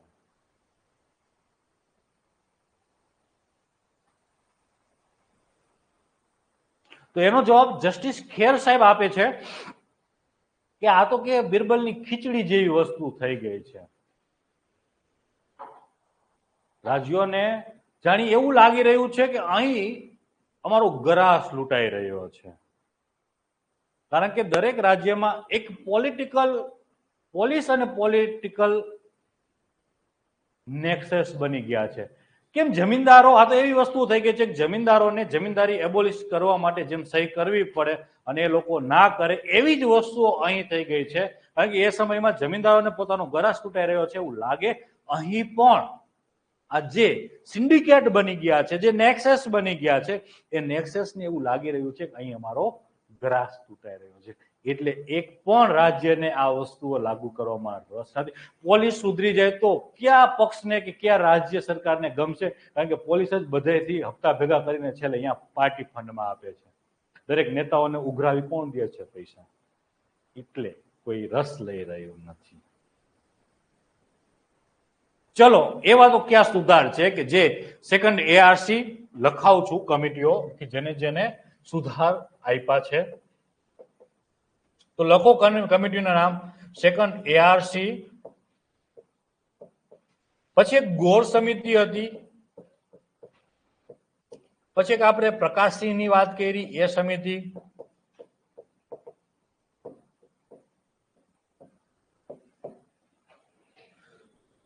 પછી એક નેશનલ પોલીસ કમિશન 1977 એના સુધાર છે, પછી એક માલીમઠ સમિતિ છે. હું જે સુધારા બતાવીશ અલગ અલગ નહીં બતાવું, આ બધી સમિતિઓ જે વાત કરી છે એમની આપણે વાત કરી લેશું. અને બીજા તમારે લખવા હોય તો સમિતિની અંદર હજી તમે લખી શકો છો પદ્મનાભ ભૈયા,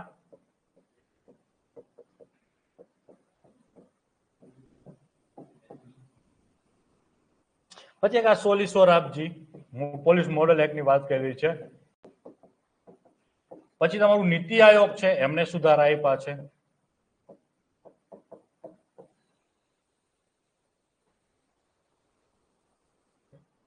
પછી એ રિવ્યુમાં એક આ હતા, આપણે વાત કરી જેસ વર્મા સાહેબ અને ટીકે થોમસ, એટલે થોમસ સમિતિ અને વર્મા સમિતિ આ બે રિવ્યુમાં છે, થોમસ અને વર્મા સમિતિ. અને છેલ્લે ખેર સાહેબની સમિતિ છે. હવે આ બધી સમિતિની આપણે ઉલ્લેખ કરી દઈએ એક ફકરામાંની અંદર, એટલે આવી જાય કે ઓકે આટલી બધી સમિતિઓએ આના ઉપર કંઈક ને કંઈક રિકમેન્ડેશન ભલામણ કરેલી છે. હવે જ્યારે પોલીસ રિફોર્મની ચર્ચા કરો છો ત્યારે લખો કે આપણી પોલીસ એ દંડાની પોલીસ નહીં, દંડાથી ચાલતી વ્યવસ્થાની આપણી પોલીસ નહીં. આપણી પોલીસ તો એવી આધુનિક હોવી જોઈએ જે દંડાના બદલે ડેટાથી કામ કરે. લખો કે કોટેશનમાં કામ લાગવું જોઈએ. અને બીજું, democracy always needs reforms and police reforms is our fundamental right.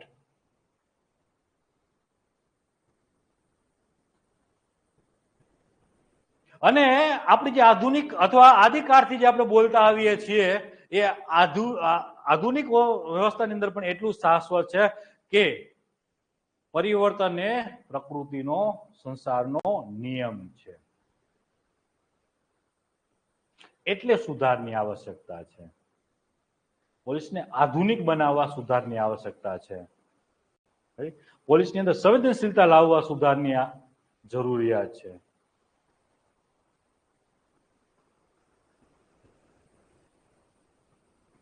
ચલો લખાઈ ગયું હોય તો હવે સુધાર જોતા જઈએ છીએ. યસ, દંડાના બદલે ડેટાથી તમારી પોલીસ વ્યવસ્થાનું શાસન થવું જોઈએ, જેને આધુનિક શાસનની પોલીસની વ્યવસ્થા કહી શકાય છે.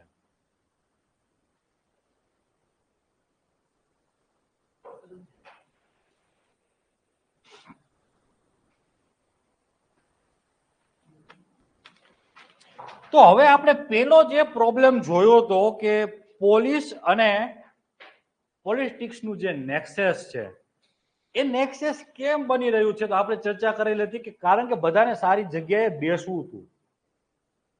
સિનિયર પોસ્ટ ઉપર તમે જોવા જાઓ તો એ સિનિયર પોસ્ટ ઉપર ડીઆઈજી હોય, આઈજી હોય, તો એ ક્યાંક ને ક્યાંક કોઈને એવો માય બાપ રાખવો જ જોશે પોલિટિક્સની અંદર કે તમને આ બેસાડે.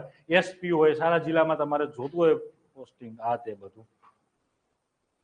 તો એના માટે થઈને પ્રકાશી સમિતિએ ભલામણ કરેલી છે કે ઉપર દરેક પોસ્ટ છે, જેને જિલ્લા અધિકારીથી લઈને ડીજી સુધીની, ડીઆઈજી સુધીની દરેક પોસ્ટ છે, એ ક્યાં કેવી રીતે નિમણૂક થાય એ કામ યુપીએસસી ને આપી દો.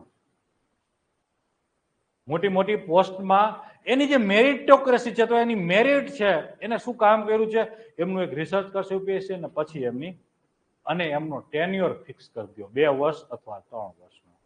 એમાં કોઈને હટાવી જ ના શકે એવી રીતે એમનો એક ટેન્યોર ફિક્સ કરી દો. તો સિક્યુરિટી ઓફ ટેન્યોર સુધારની અંદર કાર્યકાળ સુનિશ્ચિત કરી દો. અને મોટી પોસ્ટ છે, જે સિનિયર પોસ્ટ છે, તો સિનિયર પોસ્ટ છે એના ઉપર અથવા અહીંયા પોસ્ટિંગ માટે પોલિટિક્સનું ઇન્ટરફિયરન્સીસ ના હોવું જોઈએ, એમાં એ યુપીએસસી કામ કરે. આઈજી ડીઆઈજી ની પોસ્ટ આ નક્કી કરે કેને ક્યાં બેસાડવું છે. તો આ એક આપોઆપ શું થશે, ગૃહમંત્રીનું શું કામ છે હવે તમારે? આ લોકોને આઈજી ડીઆઈજી ને ગૃહમંત્રી સાથે મુખ્યમંત્રી સાથે શું એવા સારા સંબંધો રાખવાની જરૂરિયાત છે? જેમની પોસ્ટમાં તો એમની કામ કાર્યપદ્ધતિમાં કાયમી રોજ ઇન્ફ્લુઅન્સ કરે એ જરૂરિયાત જ નથી. બીજું,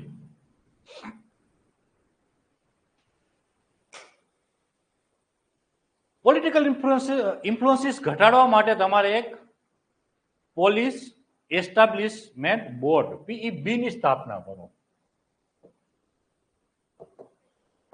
પોલીસ એનું કામ શું છે હમણાં કહું છું. Establishment board. હવે આનું કામ શું છે? જે પોલીસની અંદર પોસ્ટિંગ અથવા કર્મચારીથી લઈને ઉપરના સુધી, તો કર્મચારીનું પોસ્ટિંગ અથવા અધિકારીઓ, કર્મચારી અને અધિકારીઓ પોસ્ટિંગ, ટ્રાન્સફર અને ભરતી બધું આ કરે. અત્યારે કેમ રાજ્ય સરકાર આનામાં હસ્તક્ષેપ કરે છે? એની અંદર પર્ટિક્યુલર બોર્ડ એક આવે, તમારું પોલીસ સેવા બોર્ડ હોય એ આનું કામ કરતું હોય. એક પરમેનન્ટ પોસ્ટ આપી દો, વૈધાનિક સંસ્થા બનાવી દો કે એનું કામ શું છે, એમની લાયકાત પ્રમાણે પોસ્ટિંગ, ટ્રાન્સફર અને ભરતી. મેરિટ આધારિત, તો શબ્દ લખો, મેરિટ આધારિત આ વસ્તુઓ થવી જોઈએ.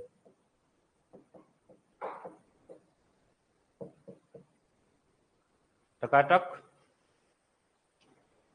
હવે એક કમ્પ્લેન્ટ ઓથોરિટી વાત છે, કારણ કે આવડી મોટી વ્યવસ્થા છે એનાથી લોકોને, કારણ કે પબ્લિક અને આ જે વચ્ચેનો જે બોન્ડિંગ છે એ ઘટી રહ્યું છે, અથવા ક્યાંક ને ક્યાંક એના ઉપરથી લોકોનો ટ્રસ્ટ ઓછો થઈ રહ્યો છે. તો એના માટે ફરિયાદ નિવારણ માટે એક કમ્પ્લેન્ટ ઓથોરિટી હોય.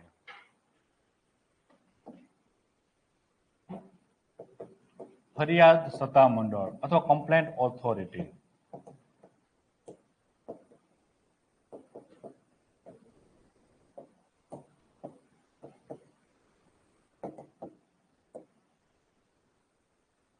અને આ ક્યાં હશે? એક સ્ટેટ લેવલે હશે અને ડિસ્ટ્રિક્ટ લેવલે પણ હશે. એટલે તમને ફટાફટ મળી જાય તમારી જે કમ્પ્લેન્ટ છે એમને.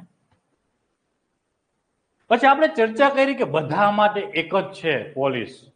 ઇન્વેસ્ટિગેશન એ પોલીસ કરે, લો એન્ડ ઓર્ડર મેન્ટેન એ પોલીસ કરે. તો separation of investigation and law order, આ બે મુખ્ય કામ છે, અલગ અલગ કરી નાખો.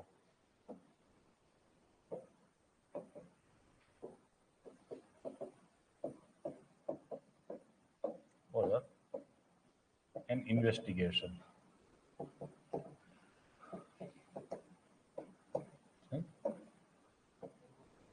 તો આ બે કામ અલગ અલગ કરી નાખો. બે ની ભરતી અલગ કરો કે લો એન્ડ ઓર્ડર વાળા માટે યસ અમુક હટ્ટા પોલીસ વાળા જ લાવો, હટાહટી જ બોલાવે એવા. અને અહીં જીપીએસસી ની પ્રક્રિયામાંથી પસાર થઈને એનાલિટિકલ માઇન્ડ વાળા છોકરાઓને લાવો, અને અહીં એકદમ સ્ટ્રિક્ટ છોકરાઓને લાવો કે પોલીસ ભરતી બોર્ડ જે રીતે કરાવે છે એ રીતે. તો તમારું કામ વ્યવસ્થિત થશે. અને બીજું આમાં આપણે આ તો વાત કરી, પણ હજી વીઆઈપી કલ્ચર જે છે, સિક્યોરિટીનું કામ છે. તો સિક્યોરિટી, વીઆઈપીઓની જે સિક્યોરિટી છે એના માટે, સિક્યોરિટી ઓફ વીઆઈપી, તો એના માટે યસ એકાદી અલગ ટાસ્ક ફોર્સ બનાવી શકાય છે. આપણા ગુજરાતની અંદર મુખ્યમંત્રી જયારે મોદી સાહેબ હતા ત્યારે કમાન્ડો, ચેતક કમાન્ડો કંઈક એવી એક ફોર્સ હતી, છે ને? યસ. તો આવી આ ચેતક કમાન્ડો જેવી અલગ કરી દો એક ફોર્સ કે જેનું કામ શું છે આખા રાજ્યની અંદર, કે આવો મોટા કોઈ વીઆઈપી આવે છે રાષ્ટ્રીય લેવલથી, કે એનું કામ શું છે પર્ટિક્યુલર, એ સિક્યોરિટી, વીઆઈપી સિક્યોરિટી જ સાચવવાનું, બીજું એને કઈ કામ નહીં. થોડીક મોટી ફોર્સ કરે. ગુજરાતમાં ખાલી એક સીએમ ની સિક્યોરિટી સાચવે છે, તો એક આ કામ. અને બીજું જે પાસપોર્ટ વેરિફિકેશન જેવા છૂટક ફૂટક જે કામ છે એ પોલીસને બંધ કરાવો અને કોઈ ખાનગી સંસ્થાને આપી દો.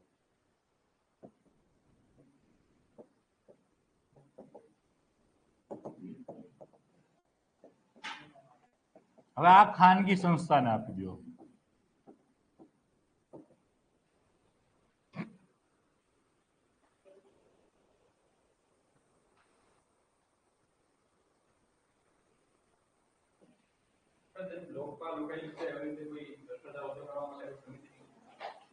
ચર્ચા કરીએ ભ્રષ્ટાચાર એક એક પોઈન્ટ પહેલા જઈએ છીએ, પહેલા બેઝિક પોઈન્ટની આપણે ચર્ચા કરી લઈએ. પછી જે વેતનની વાત છે, હાઉસિંગની વાત હતી, તો આમાં બજેટ વધારો, પોલિસિંગનું બજેટ વધારો, જેથી સારા પગાર આપી શકાય, હાઉસિંગ આપી શકાય, જેથી ભ્રષ્ટાચાર ઓછો થાય. યસ, આવીએ છીએ. એ તમારી જે કર્મચારીઓની જે અછત હતી, 5.5 લાખ કર્મચારીઓની ભરતી પૂર્ણ કરો, જેથી કામનો સમય જે પોલીસનો એવો કહેવાય છે સરેરાશ 10 થી 16 કલાક. આ એમની શિફ્ટનો કલાક છે, આની વચ્ચે આથી ઓછો ક્યારેય હોતો નથી, આથી વધારે હશે. બધા રાજ્યમાં આ પરિસ્થિતિ છે, એવું ખાલી ગુજરાતમાં નથી. 10 કલાક મિનિમમ છે અને મેક્સિમમ 16 કલાક. હા, ઘણી વખત ઇન્વેસ્ટિગેશન કે કામનો લોડ હોય છે ત્યારે તમને 2-3 દિવસ સુધી ઘરે નહીં જવા દે, એવી સ્થિતિઓ હોય છે, એ અલગ છે. પણ સરેરાશ શિફ્ટ તમે ગણીને ચાલો તો 10 થી મિનિમમ ઓછામાં ઓછો 10 હોય છે અને મેક્સિમમ 80 સુધી હોય છે. તો ભરતી પૂર્ણ કરશો તો આ કામના કલાકો 8 કલાક થઈ જશે શિફ્ટના, અને રવિવારની રજા પણ આપી શકાશે, જેથી પરિવાર સાથે મજા કરે, આનંદ કરે, ક્વોલિટી ટાઈમ સ્પેન્ડ કરે. તો જેનો સ્વભાવ જે પોલીસનો ચીડચીડિયો થઈ ગયો હોય, ઊંઘ પૂરતી થાય, તો એ આપોઆપ એક સંવેદનશીલ પોલીસ બને. હા, વાત કરીએ ટ્રેનિંગ. એ જ્યારે પહેલી ટ્રેનિંગ લઈ રહ્યા હોય છે ત્યારે જ એની અંદર થોડુંક એથિક્સ, હવે તો તમારા અભ્યાસક્રમની અંદર એથિક્સ નાખી દીધું છે, તો એક પાઠ્યક્રમની વાત કરો, અહીંયા એથિક્સ ભણાવો.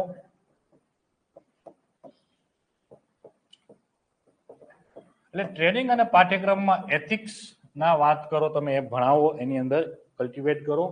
જોડે જોડે ટ્રેનિંગ સમયાંતરે અપગ્રેડ કરો. ટ્રેનિંગની અંદર પોલીસ વ્યવસ્થાને અપગ્રેડ કરવા પ્રયાસ થવા જોઈએ, અને એક સંવેદનશીલતા આવે એ ટ્રેનિંગથી જ શીખવાડો. પોલીસ માન, મોભો અને પ્રતિષ્ઠા માટે નથી.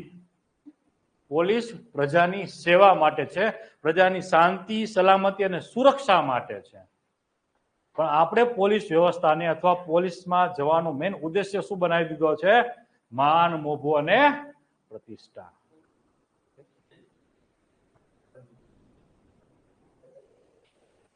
તો આ એક એટીટ્યુડ છે, જે અભિગમ છે, એ બદલાશે જ્યારે એથિક્સ આવશે ભણાવવામાં, આપોઆપ વ્યક્તિની અંદર સંવેદનશીલતા પેદા થશે. ચલો, આમની ચર્ચા થયા બાદ બીજું શું કહી શકાય છે? તો એક મોડલ એક્ટ જે બનાવેલો છે સોરાબજી સાહેબે, મોડેલ એક્ટ, તો એને લાગુ પાડવામાં આવે.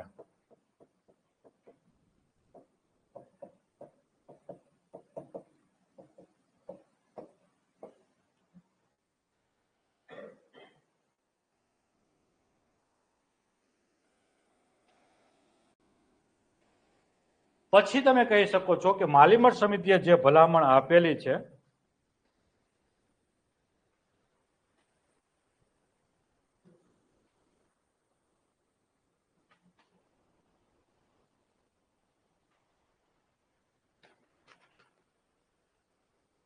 કે રિફોર્મ ક્રિમિનલ જસ્ટિસ સિસ્ટમ.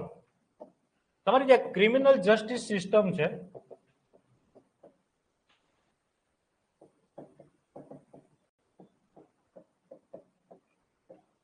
આ માલીમટ સમિતિની ભલામણ છે, એની અંદર રિફોર્મ કરવામાં આવે ને સરકાર હવે ધીમે ધીમે આના ઉપર કામ કરે છે. તમારી CRPC ને IPCC ગયું ને, એ રિફોર્મ થઈ રહ્યા છે, એટલે શરૂઆત થઈ ગઈ છે. તો એ કે આમૂલચૂલ પરિવર્તન આની અંદર લાવવામાં આવે.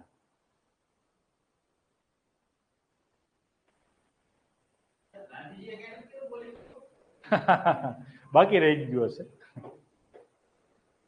જે વાત કરી લીધી ને કે નફરત અપરાધ પ્રત્યે હોવી જોઈએ, અપરાધી પ્રત્યે નહીં.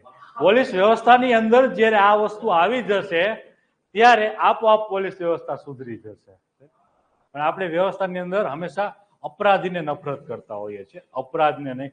અને અપરાધી ત્યારે જ બને છે કે એની વ્યવસ્થા આજુબાજુમાં એવી કરાય છે. સિમ્પલ વસ્તુ છે. આપણે કેમ ચોરી નથી કરતા? કારણ કે આપને આજુબાજુનો માહોલ એવો મળ્યો છે. અને એક ઝુંપડપટ્ટીમાં ઉછરેલો છોકરો ચોરી કે ગુના પ્રત્યે ફટાફટ ઢળી શકે છે, કારણ એનું અપબ્રિંગિંગ એ પ્રકાર થયેલું છે. એટલે વાસ્તવિક વ્યવસ્થા એ છે કે અપરાધ હંમેશા વિકસિત રાષ્ટ્રોમાં ઓછા અને આપણે વિકાસશીલ રાષ્ટ્રોમાં કેમ વધારે છે? કારણ કે અહીંયા હવે સંસાધનો પર્યાપ્ત છે. હવે વ્હાઇટ કોલર અપરાધ ત્યાં થાય, પણ હા, આપણા સ્તરના જે અપરાધો છે અથવા આપણે જે અપરાધનું પ્રમાણ છે એટલું યાદ નહીં હોય, આપોઆપ એ વસ્તુઓ થશે. અને એક ચર્ચાનો મુદ્દો એ છે, વિકસિત રાષ્ટ્રો હવે ફાંસીની સજા નાબૂદ કરી રહ્યા છે. કોઈને ફાંસી નહીં આપવાની, વ્યક્તિની અંદર પરિવર્તન લાવવા પ્રયાસ કરવાનો, જે ગાંધી બાપુ કહેતા.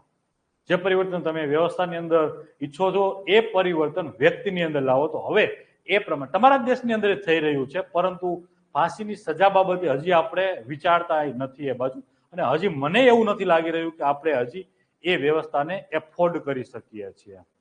એ લોકો કરી શકે છે એટલે કરે છે, આપણે હોવી જોઈએ. કારણ કે આપણે રેરેસ્ટ ઓફ ધ રેર કેસની અંદર ફાંસી આપીએ છીએ અને હોવી જોઈએ. અમુક અપરાધીઓ નક્કી જ કર્યું છે કે આપણે આ જ કામ કરવું છે, સુધરવું જ નથી, સમાજની અંદર અરાજકતા જ ફેલાવી છે, તો એવા અપરાધીઓને હણવામાં કોઈ પાપ નથી.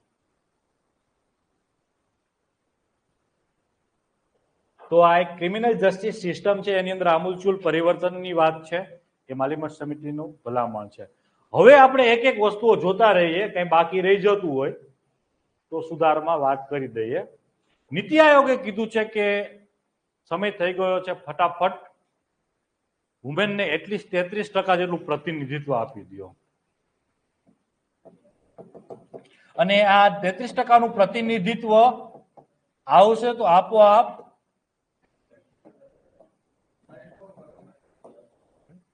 તો એક સંવેદનશીલતા પોલીસની અંદર આવશે. અને બીજી મેં વાત કરી કે જરૂર પણ અહીંયા ખાનગી ક્ષેત્રને હવે ઇન્વોલ્વ કરો. એ આપણે આગળ ચર્ચા કરી કે વીઆઈપી કલ્ચર ને એ બધું, તો એ વસ્તુઓને અહીં લાગુ પાડી શકાય છે.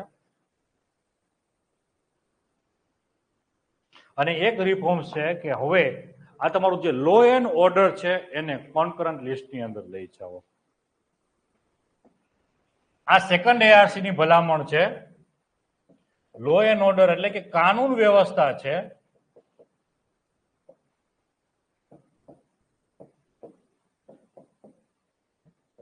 સમવર્તી સૂચિ જેને ગુજરાતીમાં કહીએ છીએ. આ તો ખ્યાલ છે ને, 4 પ્રકારની સૂચિ હોય છે કે 4 હોય: રાજ્ય, કેન્દ્ર, સમવર્તી અને અવશેષ. અવશેષને સૂચિ નથી ગણતા, જે વધે છે કેન્દ્ર પાસે છે, પણ એક વસ્તુઓ ગણી શકાય છે. આમ 3 સૂચિ છે. તો કારણ કે હવે ક્રાઇમનો પ્રકાર બદલી રહ્યો છે, ઘણી વખત રાજ્યો પાસે સંસાધનો અપર્યાપ્ત હશે, અથવા ઇન્ટરનેશનલ ક્રાઇમ હોય, આંતરરાજ્ય ક્રાઇમ હોય, એ ક્રાઇમ તમારી વ્યવસ્થાને નુકસાન પહોંચાડી રહ્યો હોય, કાનૂન વ્યવસ્થાની અંદર અરાજકતા ફેલાવી રહ્યો હોય. કારણ કે સોશિયલ મીડિયાનો જમાનો છે. રશિયામાંથી બેઠેલો કોઈ વ્યક્તિ અહીં ગાંધીનગરને કેમ ડિસ્ટર્બ કરવું એ પ્લાનિંગ સોશિયલ મીડિયા થકી ઘડી રહ્યો છે. રાજ્ય અહીંયા સુધી ના પહોંચી શકે, રશિયા સુધી, પણ હા, કેન્દ્રની એજન્સીઓ કામ કરી શકે છે. તો આને કોન્કરન્ટ લિસ્ટની અંદર તમે નાખી શકો છો.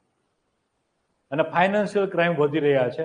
બિઝનેસ ટાઇકૂનો હોય એમનો જે બિઝનેસનો પથારો છે, એવું નથી કે ખાલી એક રાજ્યમાં કે એક જિલ્લામાં જ પથરાયેલો છે. હવે બિલિયનર વધી રહ્યા છે ભારતની અંદર. તો આખો રાષ્ટ્રીય, તમારા રાજ્ય સ્તરે હોય, રાષ્ટ્રીય સ્તરે અને આંતરરાષ્ટ્રીય સ્તરે હોય, તો ઇકોનોમિક ક્રાઇમ હોય તો એના ટેકલ કરવા, કે આવા બધા જે ક્રાઇમ છે, જે આધુનિક ક્રાઇમ છે, એ ક્રાઇમને ટેકલ કરવા તમે કહી શકો છો કે કાનૂન વ્યવસ્થા, લો એન્ડ ઓર્ડરને સમવર્તી સૂચિમાં લઈ જઈ શકો છો.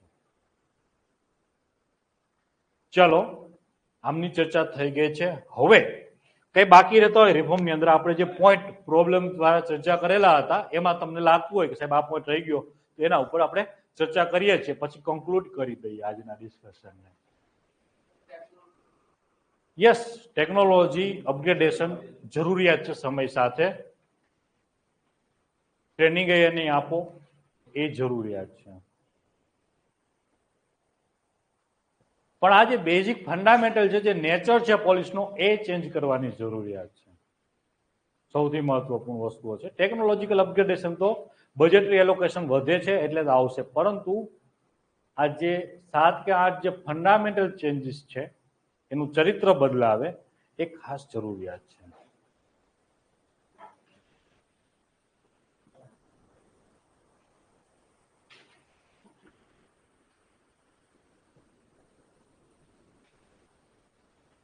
બોલો કઈ એક પોઈન્ટ રહી જતો હોય એમાં ચર્ચા આપણે કરવાની હોય તો કરી લઈએ. મારે આટલી બધી પીપીટી ફેરવવી નહીં, તમને યાદ હોય તો.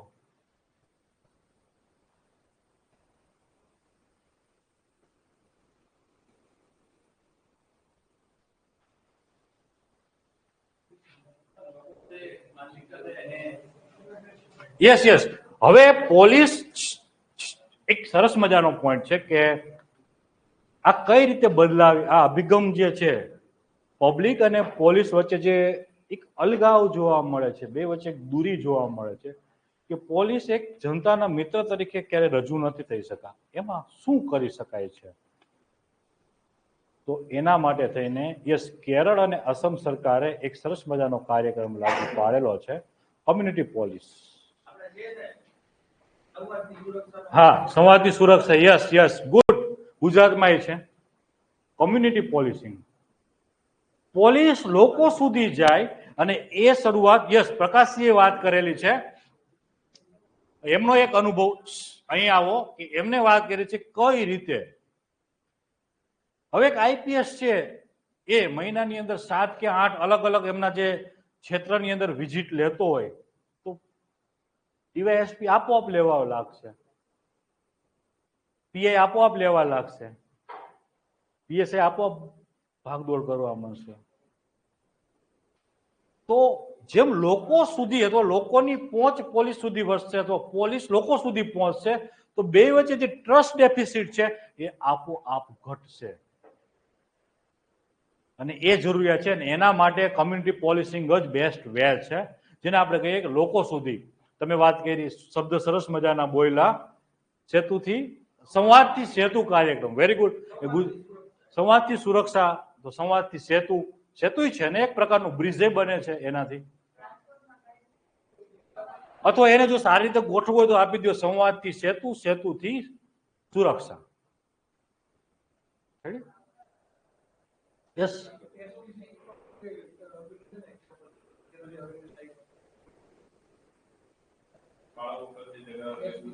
યસ, લોકો બાળકોને પોલીસ સ્ટેશનની મુલાકાતો લેવડાવું, જે અત્યારે હવે ધીમે ધીમે આજના છોકરાઓ જઈ રહ્યા છે, લઈ રહ્યા છે.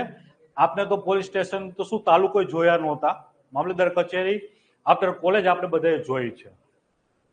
પણ નવી પેઢી છે એમને એક્ટિવિટીના ભાગરૂપે પોલીસ સ્ટેશને લઈ જાય છે, મામલતદાર કચેરી લઈ જાય છે. ગુડ.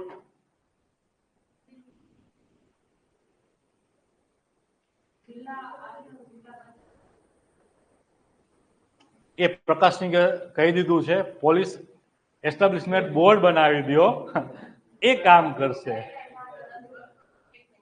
એ જે સૌથી મહત્વની વસ્તુ છે કે રિફોર્મ સજેસ્ટ થઈ ગયા છે, સુધાર નથી થઈ રહ્યા.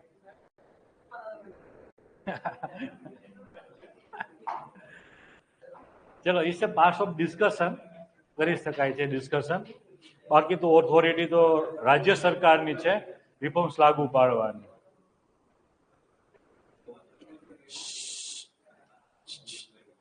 મારી યારે સંવાદ કરો. હમણાં જ ચર્ચા થઈ કે સંવાદથી સેતુ, સેતુથી સુરક્ષા.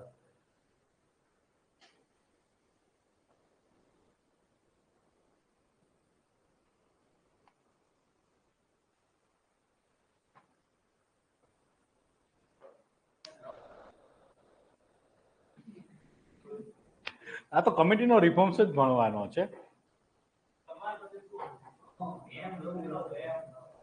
મારા મતે એ તો મેં કહી દીધું અપરાધવાળી વાત. બાકી હું તો અંગતપણે એક સિમ્પથી આપું છું પોલીસ વ્યવસ્થાને કાયમી, કે બહુ બર્ડન છે કામનું, ખૂબ જ બર્ડન છે. હમણાં જ એક મિત્ર બધા જોડે હતા ત્યારે મેં ચર્ચા કરી, ડીવાયએસઓ ની જોબ કરે છે, એમ કે શોષિત કર્મચારીઓ, પીડિત કર્મચારીઓ. એટલે હું કહું છું કે પીડિત કર્મચારીઓ અને શોષિત કર્મચારીઓ જો ગુજરાત અથવા ભારત દેશની અંદર કોઈની ચર્ચા કરી શકાય તો એમાં પોલીસ ખાતું છે. ભલે એના બીજા પાસાઓ છે કે ભ્રષ્ટાચારના, તો દરેક વ્યવસ્થાની અંદર છે. જેને જેને જ્યાંથી તક મળે ત્યાંથી ભ્રષ્ટ આચરણ કરી જ લે છે. સાહેબો પાસે કોઈ ઓપોર્ચ્યુનિટી હોતી નથી પ્રાથમિક શાળાના. પ્રિન્સિપાલો પાસે હોય તો પ્રિન્સિપલ ગાપચીઓ મારી જ લે છે. સાહેબો પાસે કઈ હોતી નથી. બાકી આ વાસ્તવિકતા છે કે જ્યારે જેને સત્તા મળે છે, વિવેકાધીન શક્તિઓ મળે છે, તો માણસ ભ્રષ્ટ આચરણમાં દોરાઈ જાય છે. બાકી વાસ્તવિકતા છે કે પોલીસ પાસે અત્યારે વર્કલોડ ખૂબ બધો છે, ખૂબ બધો છે, ખૂબ બધો છે. હા,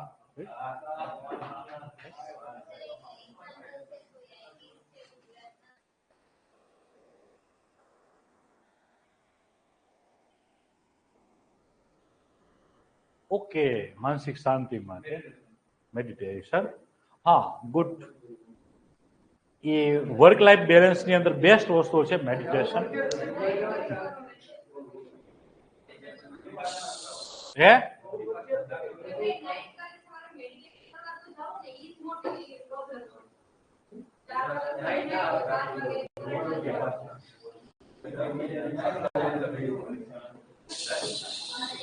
બસ હવે આવી જાઓ અહીં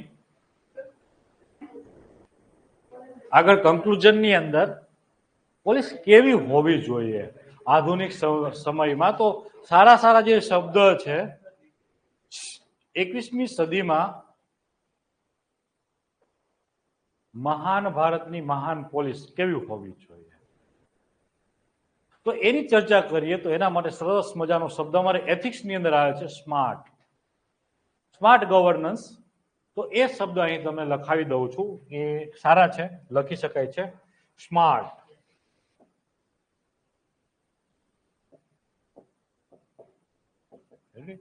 સ્માર્ટ એટલે અહીં સેન્સિટિવ, સંવેદનશીલ.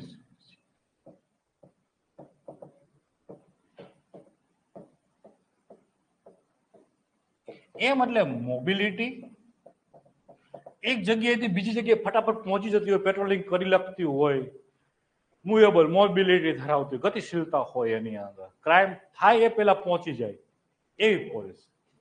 એને ખબર પડી જવી જોઈએ કે અહીં હમણાં ક્રાઇમ થવાનો છે.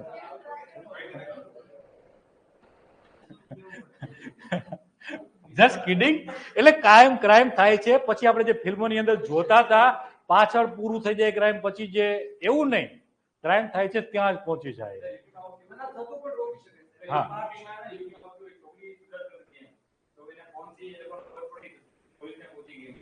આજે મેં નક્કી કર્યું છે કે પોલીસ વિશે કઈ ઘસાતું નથી બોલવું.